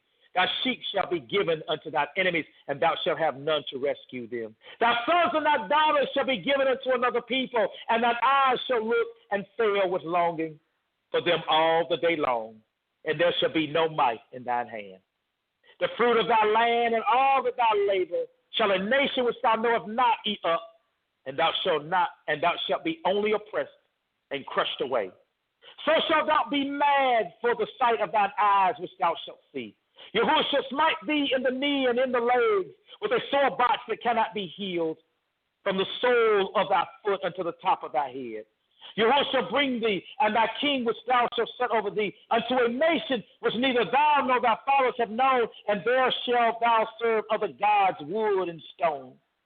Thou shalt become an astonishment, a proverb and a byword among all nations whither Yahuwah shall lead thee. Thou shalt carry much seed out into the field, and thou shalt gather but little in, for the locust shall consume it. Thou shalt plant vineyards and dress them, but thou shalt neither drink of the wine nor gather the grapes, for the worms shall eat them. Thou shalt have olive trees throughout all thy coasts, but thou shalt not anoint thyself with the oil, for thy olive shall cast its fruit. Thou shalt beget sons and daughters, but thou shalt not enjoy them, for they shall go into captivity. All thy trees and fruits of thy land shall the locust consume. The stranger that is within thee shall get up above thee very high, and thou shalt come down very low. He shall lend to thee, but thou shalt not lend to him. He shall be the head, and thou shalt be the tail. Moreover, all these curses shall come upon thee, and shall pursue thee, and overtake thee till thou be destroyed, because thou hearkenest not unto the voice of Yahuwah the Elohim, to keep his commandments and his statutes which he commanded thee. And they shall come upon thee for a sign and for a wonder upon thy seed forever, because thou servest not Yahuwah thy Elohim with joyfulness and with gladness of heart, for the abundance of all things. Therefore shalt thou serve thy enemies, which Yahuwah shall send against thee, in hunger, and in thirst, and in nakedness, and in want of all things. And he shall put a yoke of iron upon thy neck, and until he have destroyed thee. Yahuwah shall bring a nation against thee from far, from the end of the earth, the swift of the eagle flieth, a nation whose tongue thou shalt not understand. When you listen and read those words, There is no other people on the face of this planet, nobody, that can make a claim that every one of those prophecies has been fulfilled in those people except us. Everything that he described there is a reflection of what happened to us during the time of slavery. It is time for black people to come to grips that we do have a past. We truly are the people of the book. And whether you can receive it or not, that's you. But we have to receive it because it is absolutely the truth. You can't run and hide from it anymore. But the beauty of it is that when you receive this truth now, all of a sudden, things start to make sense. You understand why those things happen to us. You understand why these things followed us through the generations and across the ages. It's like when we come into modern day times, what we saw was the end of that thing that had happened all the way back there in the Ancient of Days. We saw the ending of it. Because when we came to this country, we were introduced to what they call Christianity. Now, although it has its shortcomings, and although it has its own darkness there, it began that process of as a people, beginning to turn our faces to our Creator and our King. And those curses that were on us finally being lifted and fall away. But there'll be some and many that are still in our inner cities that are running around, acting crazy, who's never have lifted up their voices and received salvation from the King. And so these things are still dogging them down, and it's still on their backs. One thing I want to say is that when you come to the subject of the children of Israel, there are many people, what they call the Hebrew Israelite movement. Many people out here know about it. The problem is that most people who are introduced to this knowledge are introduced to people who still want to keep you under the curse. They're still following after the law of Moses. They still have not come into the full, true revelation of the Mashiach. And so they still are in a place where the curses still apply to their lives because they've never come to this truth. Furthermore, a lot of them want to begin the process of telling you things like they use it, this knowledge and this information as an act of pride. They use it to make white people feel that now they're inferior. So what happens? You have reverse discrimination. You have reverse racism. You have black people out here that say all white people are devils and all white people are the devil. So the same evil forces that dogged us down during slavery have now been transferred into black people. So that now some black people that you see today are worse races than white folks. So much hatred is in them. So much bitterness is in them. Go with me to Matthew 25, 31 through 33. Just want to hit a few verses of scripture here and share something with you.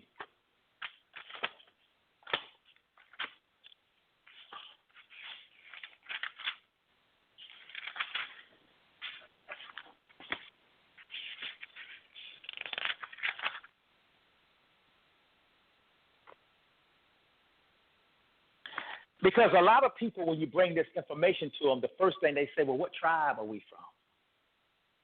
What tribe are we from is not important. He said that he was going to spread us into all nations and all people. So it doesn't matter what tribe that we're from now. Listen to what he says right here. When the Son of Man shall come in his esteem, and all of his set apart Malachim with him, then shall he sit upon the throne of his esteem. And before him shall be gathered all nations. And he shall separate them one from another, as a shepherd divideth his sheep from the goats.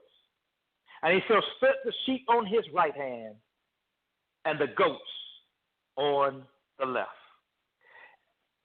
What this tells us is that at the end of time, when our King comes back to set up his kingdom, at that time he will separate his people into their proper tribes, and everybody will know exactly who they're going to be and what they're going to be. And there's another thing to this. What we've got to understand is that there's a difference between natural Israel and Israel of the Ruach. Apostle Shaul teaches us that we who receive the Mashiach are all of the seed of Abraham. So it does not matter what race, what color, what creed that you are. We're all unified, one in Yahushua HaMashiach. Go with me to Galatians, the 3rd chapter. I just want to put this out there so that people can see this. Galatians, the 3rd chapter.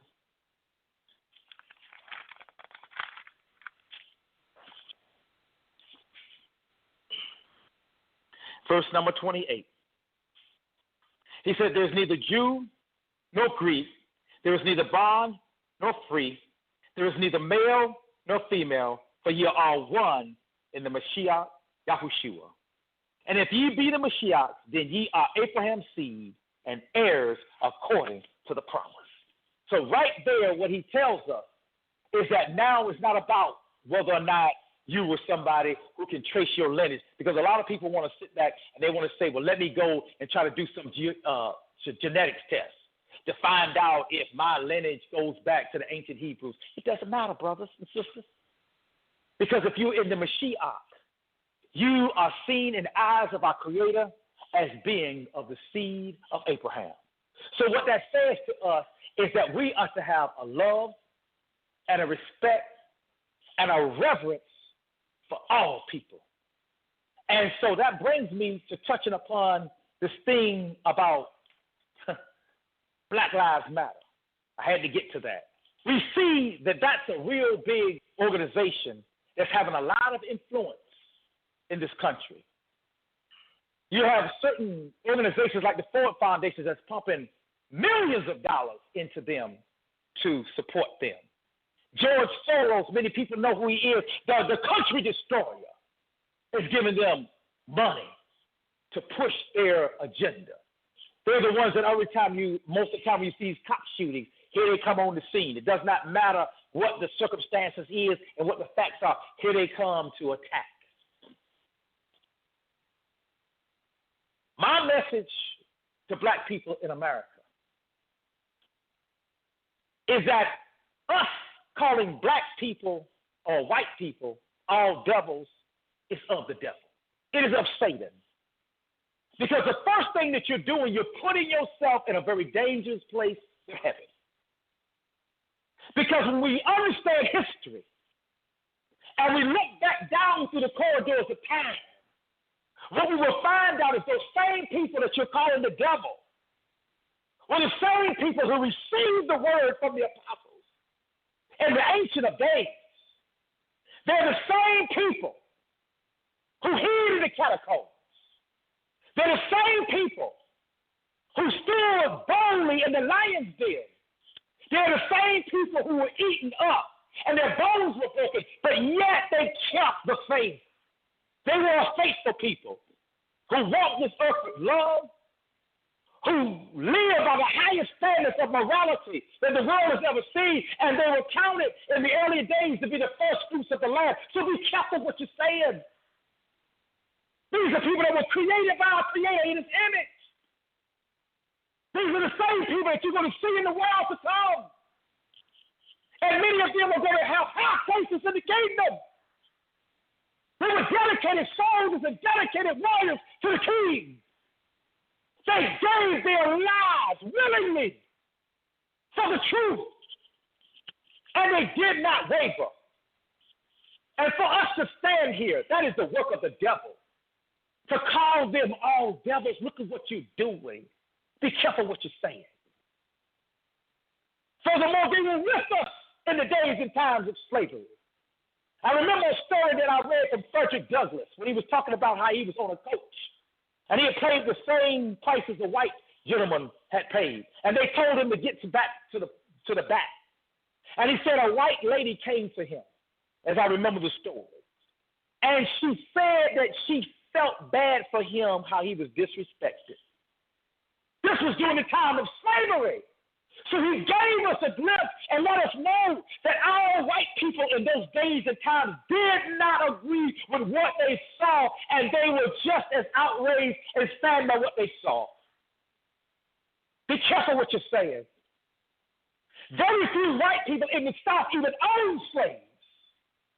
They were not a part of the slave trade. It was the rich whites who had money, who were the Democrats of their day, who were the slave owners. Set the record straight. They were the ones that was with us in the Underground Railroad, who risked their lives and put it all on the line to see us on the way to freedom. They were the abolitionists who stood up in the Congress in those days and fought to end the institution of slavery. And throughout our history, whenever we have marched, whenever we have struggled, they've always been there by our side, even unto this day.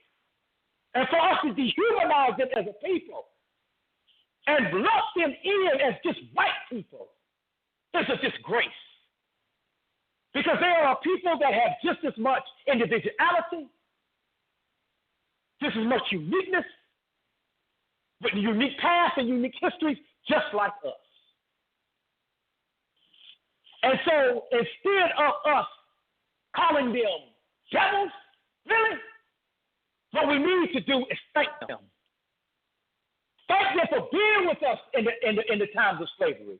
Because there's no doubt they are a part of the reason why we became free and got our freedom. And let me remind you, the man who wrote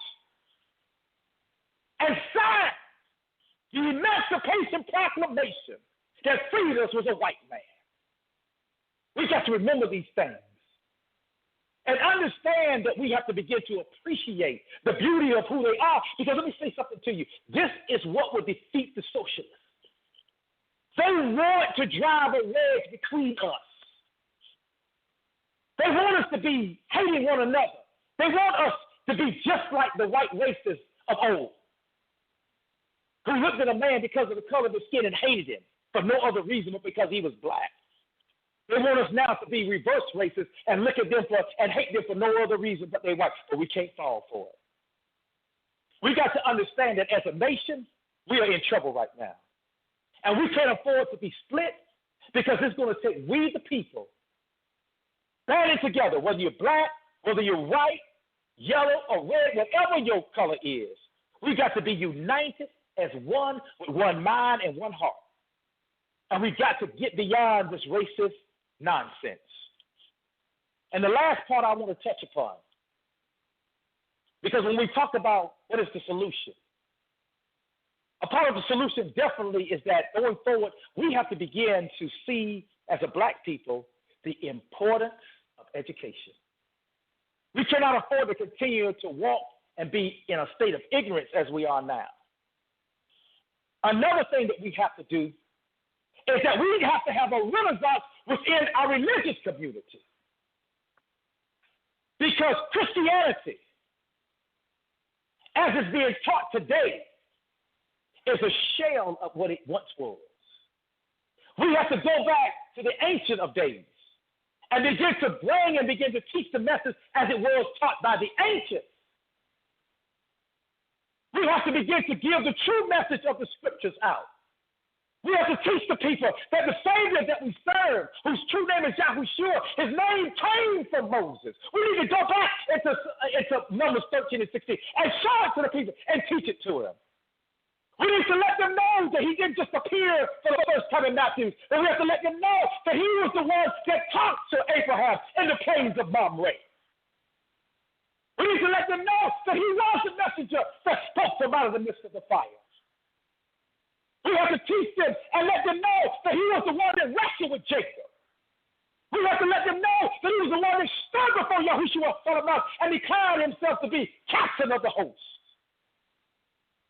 We have to begin to preach to the people sound doctrine. We have to tell our young men to dress with decency and with respect. We have to tell our young women, stop having babies out of wedlock. We have to tell them and teach them that self-control of the lower nature is a must. We have to stop being afraid to preach sound doctrine with fire. And we have to begin to come to grips with one of the most beautiful revelations of the scriptures, and that's the name of our Heavenly Father. And understand that there's nothing more beautiful and nothing more powerful in his people these days than those that come to the revelation of his name, what it is, and understanding that there's power in it. Because in these last days and these last times, you're going to need it. With the evils and the things that are coming down upon this, those who think that this subject is something that they can just blow off and it's not that big of a deal, in the days and the times and the seasons to come, you're going to see. Turn with me to the book of Malachi, the 3rd chapter. It's something I just want to read because it's become one of my favorite verses of Scripture. Malachi chapter 3.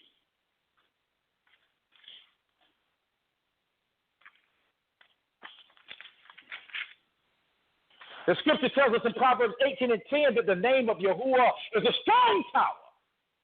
The righteous run into it and are safe. And in these last days, you're going to need that place of safety. You're going to need that place of protection. A lot of people think that this thing that these people that are talking about his name is no big deal. They don't think it's nothing to it. Christianity teaches us today that knowing our Heavenly Father's name is no big deal. You don't have to worry about it.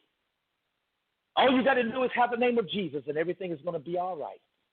You can ignore the name of our king as it was given originally by Moses. When you go into the ancient records, you'll find out that the ancients didn't do that.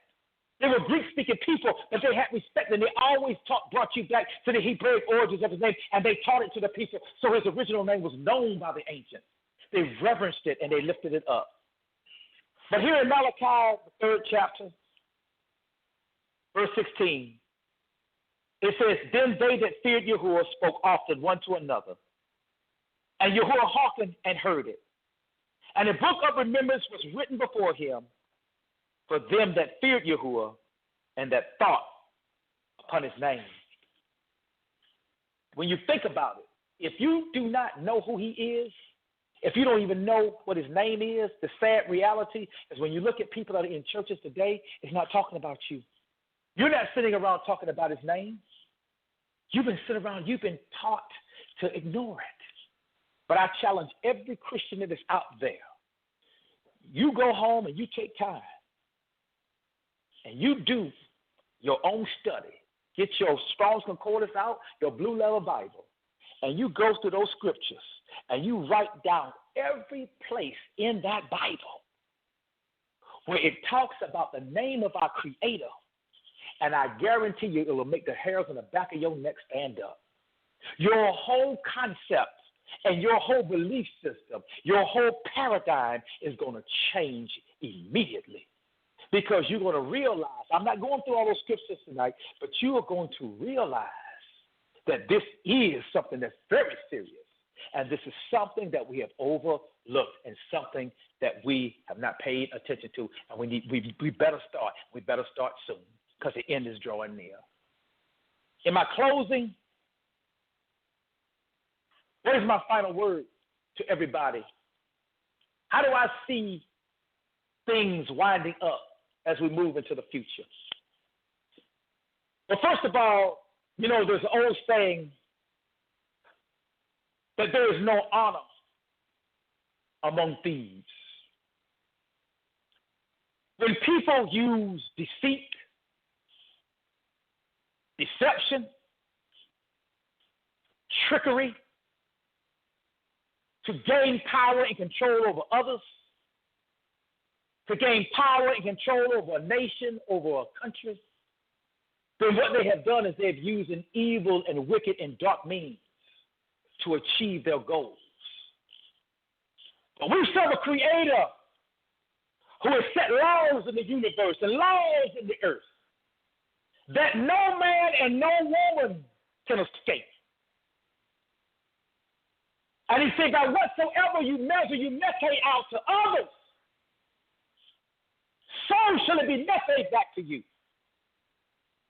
He lets us know that those who dig ditches, that those same ditches which they dug are the very ones that they're going to fall into. And so you have people who we call now the globalists, who feel that they're ready now to establish their one-world government. They feel like they're now just a step away. But they have failed to take the time to look back over the generations, look back over the last 100 years, how the methods that you have used to put yourself in the position that you're in now. And what you have not looked at is that while you were having your secret meetings of the Bilderbergs, while you were in secret places that you felt that nobody could hear and nobody was listening, where you thought that your plans are the perfect plans on the less intelligent people, there was somebody listening. There was someone who sits in the heaven of heaven. There was someone who watched you, who knows all of your thoughts and all of your plans. And what you have failed to calculate is, number one, what his thoughts are towards you and what his plans are for you. And what I see coming in the future, that the very things that the globalists have done, that has allowed them to get into the positions of power and control in the earth, are going to be the very things that are going to lead to their destruction. They have become mighty. They have become strong. And like David said in the Psalms, this is an enemy that is too strong for me. So we are dealing with an enemy that is too strong for us as individuals. But we have a creator who made this world, who made man, and who has ordained that it is his son who is the rightful heir of this world. That is his son who will rule over the nations and over the kingdoms. It is his son who will bring forth the perfect law unto mankind. And all of those who think they're going to circumvent the word, in time, he's going to answer them. But meanwhile, we as a people, what must we do? We must join ourselves together. We must band together. We must speak with one voice and decide what kind of future and what kind of world do we want to live in. Is it going to be one? If black people can say that you want to live in a world where America will dissolve and be no more, where you'll be ruled by a one world government, where the entire planet will become a prison planet, where everybody on this earth will be relegated to a slave system, where your hopes and your dreams of a better tomorrow will fade away into thin air, where a few group of elite, rich and wealth, will maintain their positions throughout the generations and create systems that will keep these underlings oppressed in their minds forever and ever, until the world ends. Or do we as Americans want to now begin to look back on what is good in America, what is the best of America? We want to look back. We understand that when this country was first came into being, we understand our beginnings here when the Constitution was first written. We didn't start off as people who were able to enjoy all the liberties and the freedoms that were written in it. But we must always realize that that document called the Constitution still in the end was the very document by which we won our freedom. So we as a people can make the decision that now we're in a place and a time where we can go back and try to make wrongs the past, where we can make the original vision that was not realized in the day and the time in which it was written. But we can be that people and that generation that reach back for the best of America, the best that it has, and make that best become a reality. Thank you.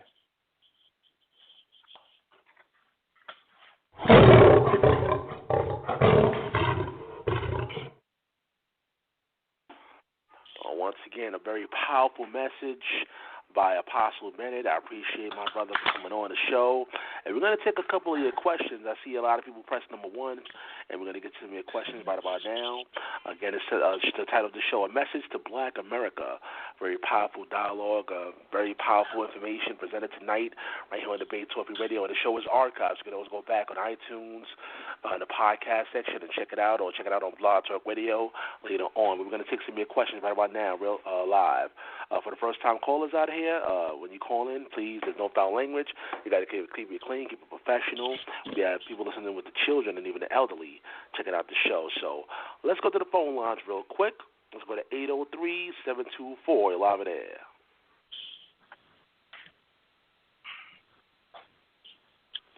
(803-724). Can you hear me? You're live in air. All right, 803 going once. 803 going twice. All right, I'm going to come back to you. Let's go to 251-593. You're live on the Bay Talk Radio.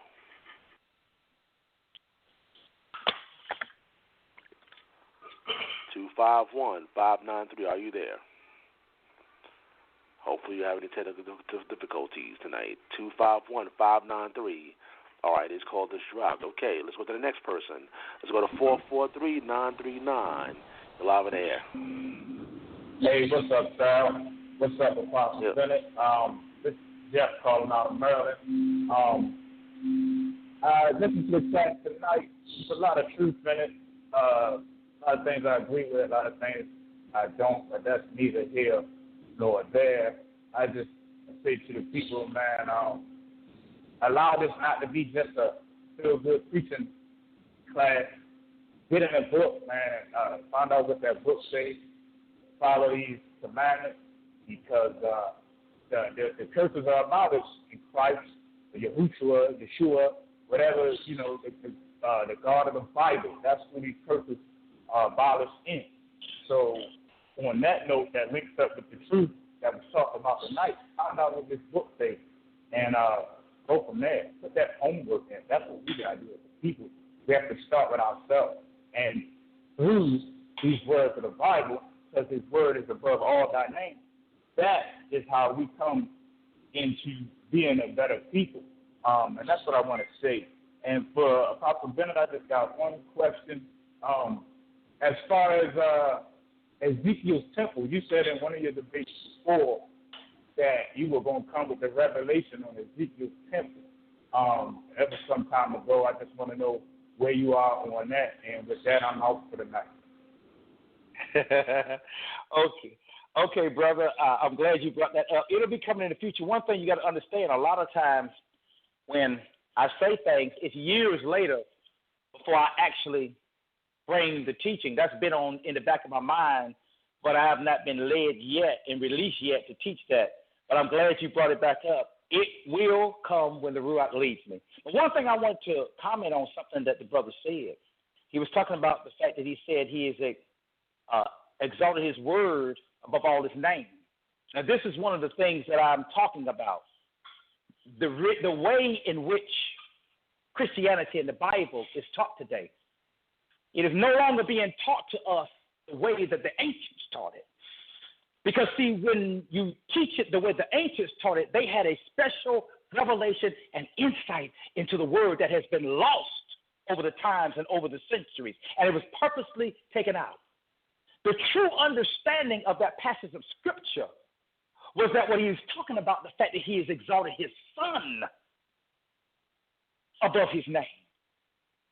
The word that he's speaking of is the Son, because it says in the beginning was the Word, and the Word was with Elohim, and the Word was Elohim. But what did the Son do when he came? He came in his Father's name, and he claimed and declared his Father's name to the people, to his apostles. So everything comes all the way back to the name. One of the things that people do not understand is that the knowledge, let me tell you something, like the brother said, study. And like you said, don't let this be a feel-good message. Brother, please take your own advice. That's good advice. But do me one favor. You go into that Bible, like I said, maybe that part got past you, and you go through every scripture you can about his name. And I guarantee you're going to have an attitude adjustment. The problem with most people, they've never taken the time to do that. See, if you just look at one verse of Scripture isolated, you don't get the full impact. But boy, when you get about 25 or 30 of them and you line them up and you begin to read them one by one and look at what each one of them say, all of a sudden a picture becomes painted to you. A picture becomes painted. A picture that becomes painted that's very clear that our Heavenly Father loves His name, that His name is going to be exalted in the earth from every nation and every kindred and every tongue and every people. I didn't even scratch the surface. I didn't want to get into this tonight.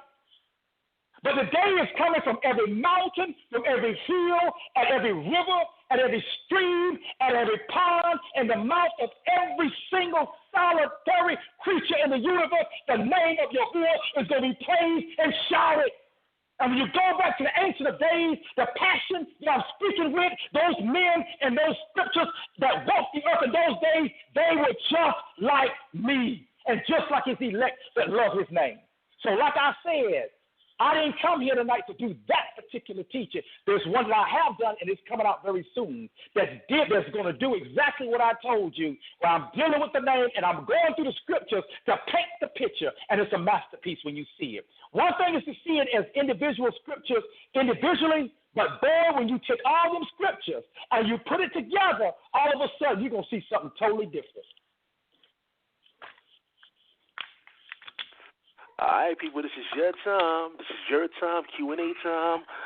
Some people actually watch Pastor Bennett on YouTube. They see him in different lectures, things of that nature. So this is your time right now to actually speak to Apostle Bennett. You know that number, 319-527-6239. And we appreciate everybody that's tuning in via phone, via Skype, via social media, and sharing the show on social media. We appreciate you guys and all your support, spreading awareness of Debate Talk for you. But let's go to the next caller. Let me go back to 251-253. Hopefully he's on the line. He or she is on the line. 251-253. Are you there? 251-253. All right. Unfortunately, we got to move on. Unfortunately, let's go to 601-397. Live in air. Hello, what's going on? Shalom, Yah. Shalom, Yah. Shalom, Yah. How you doing? What's going on? This is Brother Young. I'm calling from Jackson, Mississippi, and I just want to say, I've been following Apostle Bennett's teachings for a long time, and at no point have I had any doubt into anything that he said. Now, there's something that I wanted to say, because I've been listening to pretty much most of everything that, most of the broadcasts, and I noticed how he was talking about, and Brother Apostle Bennett, what's going on with you, by the way? I noticed how he was talking, what's going on? I noticed how he was talking about, what happened during slavery and what happened after slavery and how did we get here. And when I did my research, I noticed, we've never held ourselves accountable. We've never held ourselves truly accountable for our actions and our deeds. At some point we were the greatest thing in America. Whether you want to call yourself Hebrew or whatever, I feel that we are that. But I'm just saying, we've never held ourselves to true accountability even after the fact. And even some of our ancestors who were in the civil rights community, some of them sold us out, sold us into a burning building. They didn't teach us how to get up and get for ourselves and do for our own. Yes, you got out of slavery, and yes, a white man or a Gentile or whatever you feel he might be said you can come into his store, and that's awesome, that's great. But not once, or at least from what I've seen, not too many of us said, you know what?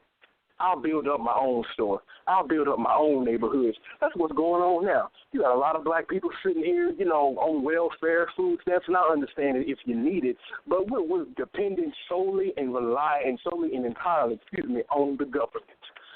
And also I'd like to put out, as far as the name of the Father and the name of the Son, it's always been a beautiful thing. Ever since he told me the knowledge and taught it to me, I've always went back and told everybody. I even have family members that now use the name. It's a beautiful thing. I got relatives who, if you looked at and talked to them, they the biggest Christians, and some of them the biggest hypocrites on the planet. Now some of them holler Yahuwah and Yahushua. You never believe it. But we have to get our elders and our young, we have to start holding people accountable, and we have to get people to say, look, here's the knowledge, because, Minister Bennett, he's only one person, baby. And some of us, we know we got the truth. We understand it, some of us, but now we got to get some of these Christians out here to understand it. You know what I'm saying? I would love for somebody to be in church and sit up there and holler the name Yahuwah, or that set me on fire. At least I would know that, hey, you have a starting point, And I would love to see some of our people, if you want to be a Hebrew, you want to call yourself that, okay, well, it's time to start acting like one. And I don't mean glorifying your history of you being black. We get that. We know that. Start doing what Moses did. Start doing what Elijah did. Start doing what David did. They said people magnify the Father's name. Well, let's do it. Let's do it. If you're going to do that, if you're going to be that, let's start acting like it. Like you said, stop having babies out of wedlock. Stop sitting here smoking dope and destroying your neighborhoods. How are you going to fight racism and yourself at the same time? You cannot do it. I've never seen it done before. And trust me, down here in Mississippi, this is one of the most segregated states in America. And that's no joking. That's whether you're a black person that's doing the right thing or not. If you come down here, I promise you, one trip will blow your mind, and will have your eyeballs popping out your sockets. And you got a lot of black people still doing the same thing they've always done. And some of us are good. Some of us have woken up and coming out. And I've met a lot of people here who shocked me, who knew the truth. Me working at my job, people come to my job all the time. You know, I love to greet my customers, and they tell me things I wouldn't have thought they knew. Sometimes I wonder if they've been listening to Apostle Bennett. I hope they have. But I just wanted to say, brother, you've always encouraged me and everyone around me. Keep doing what you're doing. Keep spitting that fire. Keep spitting that truth. And we're going to go from there. I'm out. That was absolutely awesome. That was beautiful. He really personified everything that I've been trying to express here today. The one thing I want to add is that I want to keep this in people's minds, like the brother was talking about the black people that sold us out. The one thing I don't want us to lose sight of, if the brother's listening, and everybody that's listening, do not lose sight of the fact that this is not something that's happening in a vacuum and in a bubble. Go back to my lesson. You got to go back. The reason why they're selling us out is because they have bought into the doctrine and the ideology, the philosophy, brother, of what we call socialism. These blacks that are selling us out, there's a reason why they're selling us out. The ones that are in high places, brother, because they are socialists. They believe in that doctrine. And they are selling out black people because they believe in eugenics. They believe that the black people, we've got to get this into our minds because that's going to be a turning point for all of us. So many of these so-called black leaders, most of them today, especially if they're hooked up with the so-called Democratic Party, they believe secretly in eugenics. When they look at black people in their neighborhood, they see you as a lower species of being, and they see themselves as elitists above you. They see you as sacrifices. They see you as ignorant. They see you as dumb. They see you as deplorable. They see you as less than them. So they don't care about you. So and they see you as being so ignorant that they can drag you through the mud, treat you like dogs, kick you around, lie to you, and promise you all of these things that they're going to do for you, do nothing for you, and they know that when 4 years come around, you're going to still vote for them again. So why should they have any respect for you if they can treat you like a dog and you still going to support them? It's only when black people, let me tell you something, when black people wake up, and we begin to use our power as a people for the right thing, not going up and tearing up buildings and tearing up cities. If you want to go and have a powerful impact, get them signs together, mobilize yourself in your communities, and begin to walk against socialism. Begin to walk against our black leaders who are following an ideology that's not conducive to us as black people. If you want to have effective marches and become a powerful and mighty people, you got to stop acting crazy. Get off that dope, put them doggone guns down, educate yourself, and then you can intelligently begin to mobilize yourself and have marches that will shake the foundation of this nation and bring about real change in our communities. A message to Black America. Our special guest is Apostle Bennett. With that number, 319-527-6239. Again, the show will be on iTunes Podcast, all over social media, Blog Talk Radio, YouTube. So make sure you check out the show later on in archives. But it's your time right now live to express yourselves and say what you got to say and finally get a chance to speak to Apostle Bennett. Again, since we're in the overtime part of the show, you just got to press number 1. We'll add you to the conversation. We're going to take a few more callers before we pretty much wrap it up. Let's go to 770-415. You're live in air. Hello. Hello. How you doing? How are you? Welcome to the show. Yeah, we can hear you. How you doing? No. Yeah, I can hear you. Hey, how you doing? Oh, this is Mike. Pretty good. Michael McCoy. Yeah, how you doing, Apostle Bennett? How you doing, brother? Hey, before I begin, I just wanted to say an apology for continuing to call you lately in defining your rules. I sent a message to you earlier that says that I do apologize for that. But to go on to what I was about to say, you are a very powerful impact from the Most High. Yahuwah Elohim, the Elohim of the universe, and his son, Yahushua HaMashiach, has definitely watched over you all your life. And you have been an impact to people, not just people not just people in the black race, but people all over the world. So I would like to say thank you for your impact, and thank you for your inspiring. And I do wish to meet you one day and truly become a part of your Shalom Yah ministries. Now to go on to my question. Socialism. Why is it? You say that Donald Trump. You say that Hillary Clinton is a socialist, and is she also a racist as well? Absolutely. She don't like black people, brother. You got to know the. First, do you want me to answer? We don't want to have a back and forth dialogue. When you're finished, I'll answer your question. Okay. When you finish, I'm gonna answer you and tell you why. And I'll tell you, I don't just say stuff out my mouth if I'm not ready to step up to the plate and defend what I say. I never do that. I'll be a fool to do that. Seriously, I'm voting for Donald Trump. I'm not voting for Hillary Clinton. I've already made that announcement to my parents, to my mother. I've already made an announcement to them, but I studied Donald Trump's campaign, and you're right, he is the only president president-elect who has ever said that he was going to improve the country instead of saying the other stuff. Because I'm not a political person. I'm actually a religion and scientific person. So he's the only person that I've ever been trusted. I've never trusted Barack Obama. You can ask my mother. Okay. There was something about Obama that I never trusted. Okay, excuse me, brother. I don't mean to cut you off, but I'll just go ahead and comment on your question that way, because we live in a time that way somebody else can have a chance to come in. But let me comment on what I said quickly about Hillary Clinton. The reason why I say it, brother, is because you got to look at the woman's history. You got to look at who it is that the people that she looks up to. She looked up to Robert Byrd. She said Robert Byrd was her mentor. Robert Byrd was a congressman who was a high-level ranking member of the Ku Klux Klan. The man was so racist that just before he died, when they did an interview, he was one of those people that's so sick that word nigger was running out of his mouth, and he even said, well, I believe some white folks are niggers too. It had overwhelmed the man so much. He was so sick with that racism. Everybody knew that Robert Byrd was a racist.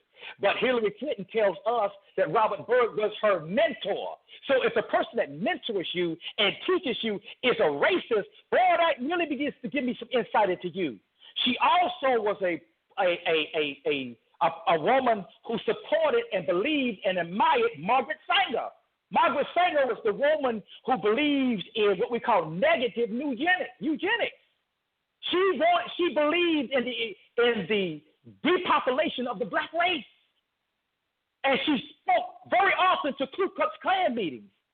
So Hillary Clinton is very much aware of this woman's background and her connection with the Ku Klux Klan. But you got to understand the game that Hillary Clinton is playing is what I call identity transfer.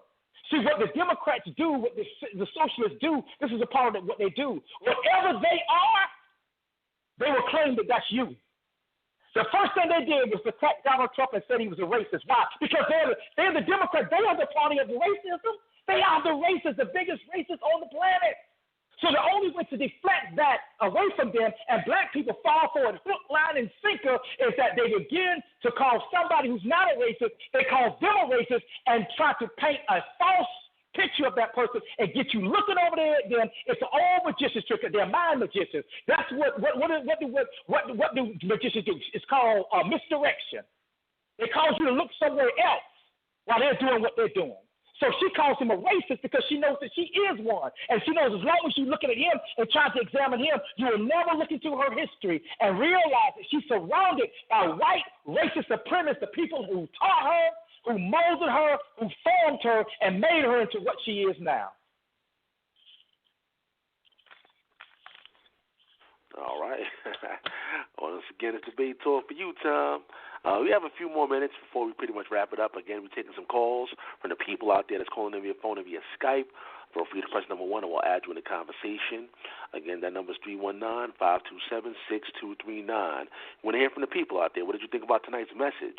A message to Black America. Let's go to 870-260. You're live in air. Hello, can you hear me? Yeah, I can hear you. Claire, how are you? Mm-hmm. Okay, I just want to say shalom yah to Brother Sal and especially Apostle Bennett. I just want you to know I've been following your lessons for a while now, and so many revelations have come to me because of it. I mean, I actually listen to them daily, and one of the things that hit me at one point in time was about, your passion for the name. And it actually gave me a revelation within itself, because I realized that when you're dealing with the names of Yahuwah and Yahushua, you're dealing with not only the name itself, but you're dealing with the authority that comes behind it, and you're dealing with the image and the character that we're supposed to carry. And I think that the enemy has not only been crafty and actually blinding us to the names themselves, but he's been blinding us to the power that we have through those names and the character that we're supposed to carry along with those names. So I believe that everything that you're saying, it is amazing, too, because everything you brought out tonight, I've actually shared it amongst my, fellow friends and coworkers over the past couple of days. So it's like an echo almost. So I know the spirit of truth is really moving right now. So it's a beautiful thing for this information to be going out. And I just want to say just basically add on to what you said. I mean, it's important for us to know who we are, not just as Hebrews, but more so what we represent in this earth. And we're supposed to be kings and priests unto Yahuwah.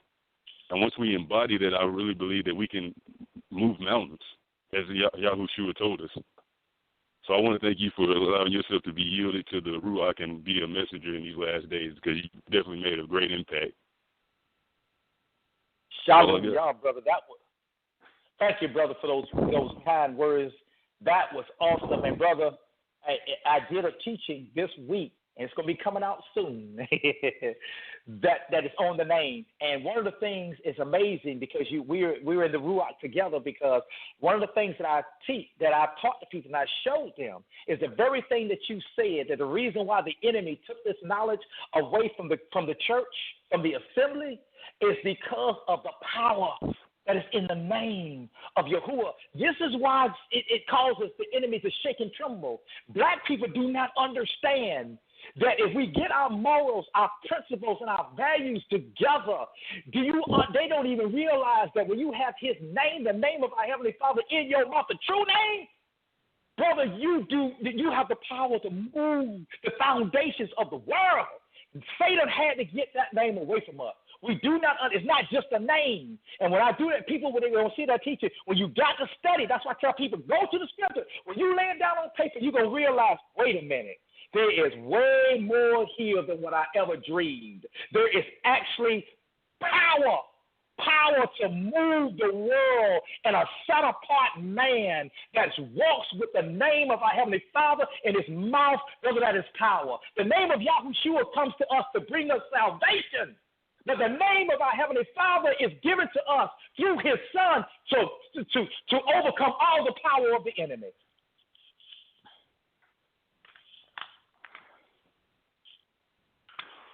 All right, we still have some time, people. I don't see anybody else pressing number 1, but we have thousands of listeners that tune in all across the world. And shout out to the UK listeners out there, people from the UK checking out the show. I know it's real late at some places in the UK, and we appreciate you guys sending me emails, checking out the show. Of course, people overseas, all over the world, checking out Debate Talk Radio. The international listeners out there calling in via Skype. Or if you're calling via Skype, just press number 1 and we'll add you in. If not, we could pretty much get some final words from Apostle Bennett. But again, we appreciate all the people listening all over social media, all over the phone, checking out Debate Talk Radio. Again, this is your time. If you want to say anything, you can say it now. Okay, here we go. I got one person that pressed number 1. Let's go to 910-489. You're live in air. Yes, shalom to the host and special guest. Hey, shalom, yeah.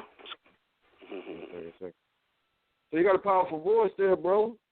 And I know it's powerful enough to mobilize and organize. So we got a strategy in place. My name is Devar. I'm calling from Fayetteville, North Carolina. Okay.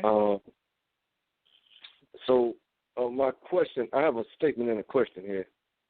There's a strategy that we have in place where we have requested a down payment for reparations so that we don't have to wait for reparations, even though that process must take place.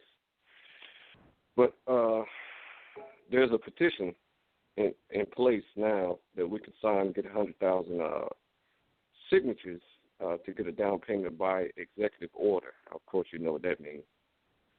And so I was wondering if you could help us in that effort to get those signed by sharing that daily, you know, because there was a question within your education tonight of, like, what we can do now and the things that we can do now.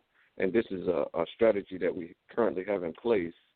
And so we're threatening the Democrats with changing our vote to Trump if they do not get this thing done before Obama leaves office. You see? And then so that's my statement and question. Well, brother, first of all, I thank you for your question. First of all, brother, we have to make sure that we stay rooted and grounded in reality. Now, I'm not saying that you are delusional or anything. Please don't take this the wrong way. I'm saying I'm trying to give you an intelligent answer. First of all, it should be an either or. You should be voting for Donald Trump anyway. I mean, this shouldn't have anything to do with whether or not who you vote for, because his plan and his program is the best one for black people. And what Hillary has got is something that's going to bring more misery, more pain, more suffering to our people. So that's something that you should already have settled in your heart. The next thing you got to understand, there's a reality behind this. Whenever you're coming forth with a plan like that, you know what I'm saying, that's not something that one person can just make happen. Like you know what I'm saying, like you just drop a hat. There's a lot that has to come into place politically before someone or before people are going to even take a proposal like that seriously. And so that would be something that I would, first of all, I have to see all the details of what you've written down, what it's all about. And I think that we have to really look at the political arena right now and the economic struggle that we are in as a nation, and realize, in my opinion, right now at this point in time in history, that may be something that I don't see as being practical. And right now, we just got to look at it. You got to understand our economy is teeter-tottering right now. And I believe that right now, the solution for our people is not merely reparations of money. We got a much more serious problem. It's got to start with our minds. We got to have a transformation of our character, have a transformation of our morals, because you can give a man money, but if his mind ain't right, he's just going to squander it. So I think that, brother, if you're going to have any type of a movement that's going to be effective, it's going to be far more powerful if we have a movement that's going to begin at the grassroots level in changing the consciousness and the moral fabric of our people. If we can do that, then we will have no trouble beginning to bring up the economic conditions of our people. Because right now, brother, we got geniuses that's out there right now carrying guns. We got brothers right now that are entrepreneurs. We got brothers right now that are economic geniuses that are running around in gangs, brother, acting crazy with their shirt off their back and rags tied behind their bed trying to shoot somebody, rob somebody, because they have a genius in their minds that they're not even tapping into.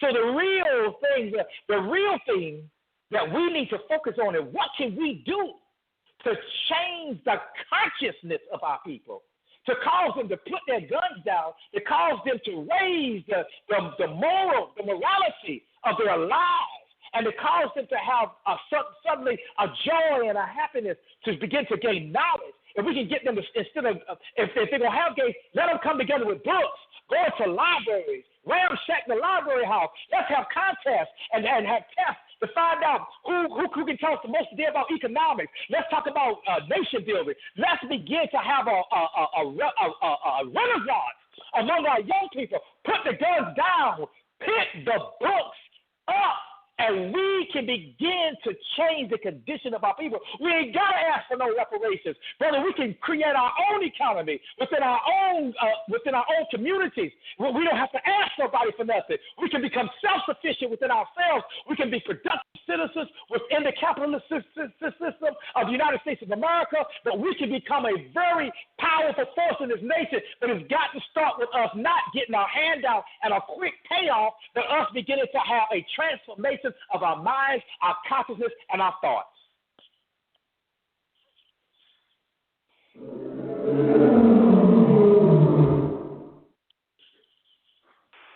All right, people, we're going to get some final words from Apostle Bennett.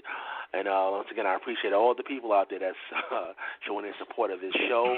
Actually, I got a lot of comments on social media about this particular show, a message to Black America.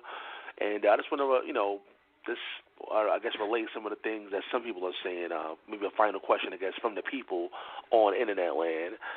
There's some of the people are saying, that the voting system is actually rigged, that there's no power when it comes to voting. What do you say to those people out there that are totally against the voting process, the voting system, that they're not going to go out there and vote at all? What do you say to those people? Well, the only thing I can say to them is that we have to be careful. Now, I do agree with you that there's an element there, a possible element there of voter fraud. I agree with them. They have a very sophisticated way of being able to. We've already know that the CIA and people that are in with this, that they can put certain programs into the voting machines, and they can change actually the votes from one candidate to the other candidate. We know these things are out there, but this is what we got to understand. We have people. We have to utilize the strength and galvanize the total power of ourselves as a people. We got to understand as Black people, we may not have the sophistication right now, the knowledge and the understanding, and be in the position where we can do anything about possible voter fraud. But we do have people among our white brothers, and we got to start looking at them as our brothers and sisters who have the same dream and the same vision of seeing this country become great as we do. And we have very qualified people, some of them Black and white, it's not just white people, that are going to be watching these voting machines. And some things we've got to do by faith. Some things are put out as propaganda. Now listen to this. If the people, you remember, the socialists control the media. So they will inject things into your mind, into your consciousness. And one of the things that Hillary Clinton and Barack Obama has done, they studied the works of a man by the name of Saul Alinsky.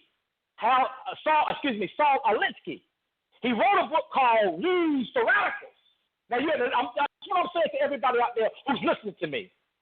One of the things that Lose the Radicals taught Hillary Clinton, taught Barack Obama, taught the socialist movement. He was one of the great movers and shakers of the last century.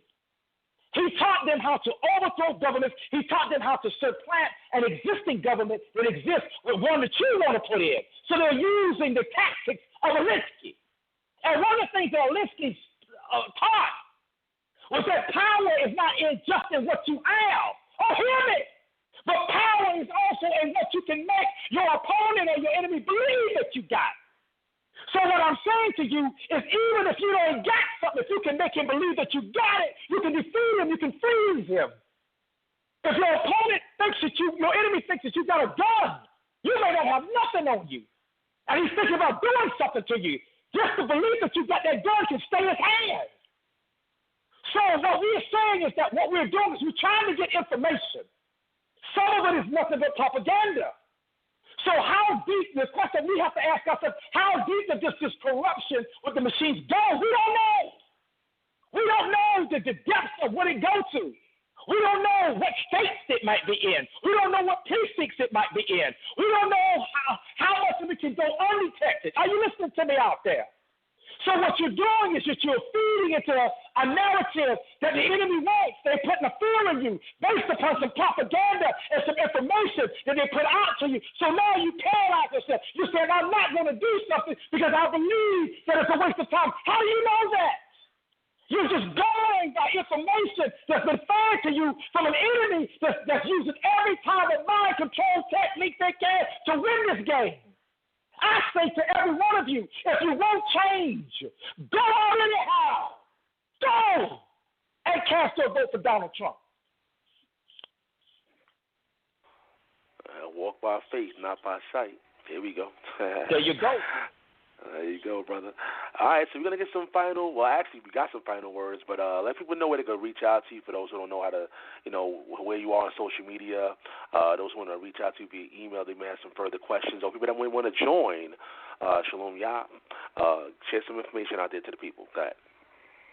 Okay, you can contact me at shalomyah.com. That's shalomyah.com.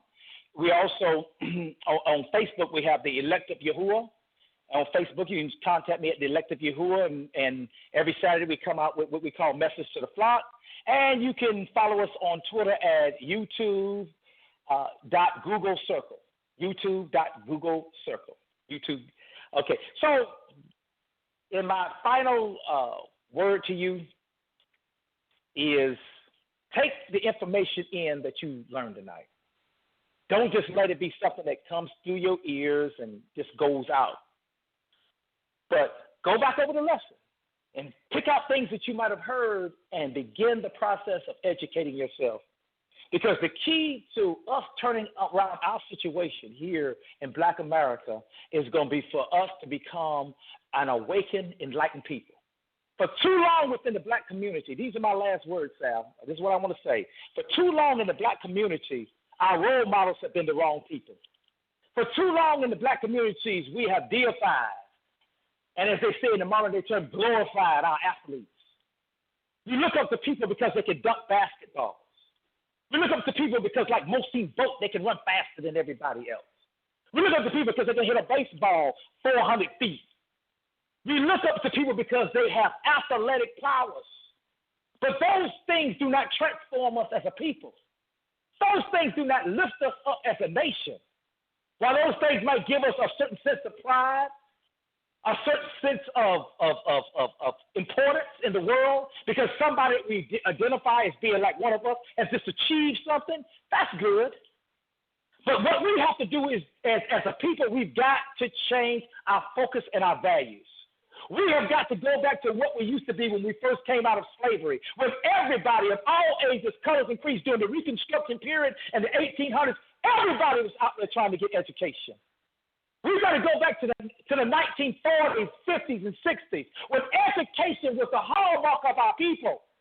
We've got to begin to put into our young people that education, knowledge is king. We've got to change our value system and begin within our schools to lift up and begin to encourage those among us who are high academic achievers and encourage the ones that are slower and reach back and give them a hand. That's going to be the key to us uplifting ourselves as a people.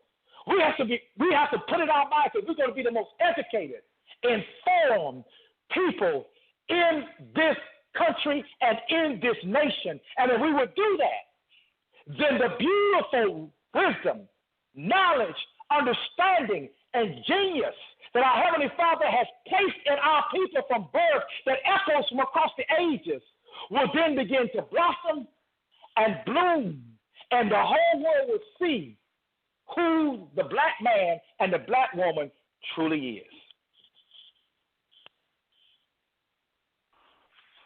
Once again, we appreciate Apostle Bennett each and every time he comes on the platform. Every time I feel like he outdid himself, he come back and do it again. Once again, powerful message to Black America, and hopefully we have him back on pretty soon. And let's send me an email at debatetalkview@gmail.com. Let me know what you thought about this show. And, of course, we have a show tomorrow, so see you guys tomorrow at 8 p.m. Eastern Time. Take care.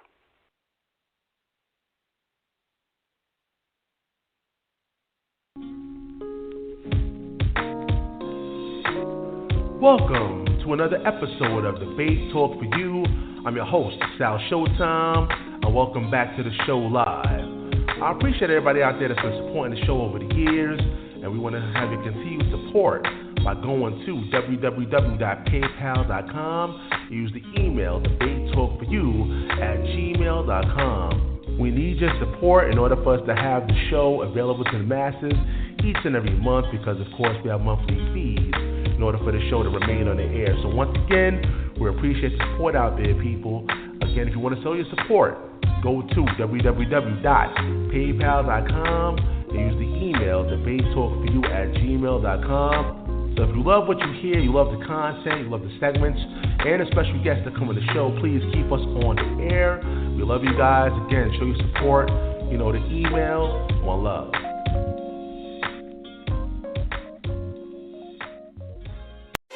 Napa Auto Parts wants to know, what makes today's new cars so smart?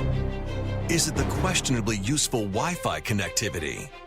Could it be the giant, confusing touchscreens you should probably stop playing with while driving? Or perhaps voice-activated everything that never seems to listen very well? The answer, of course, is none of the above. Click the banner to see the smartest car available today.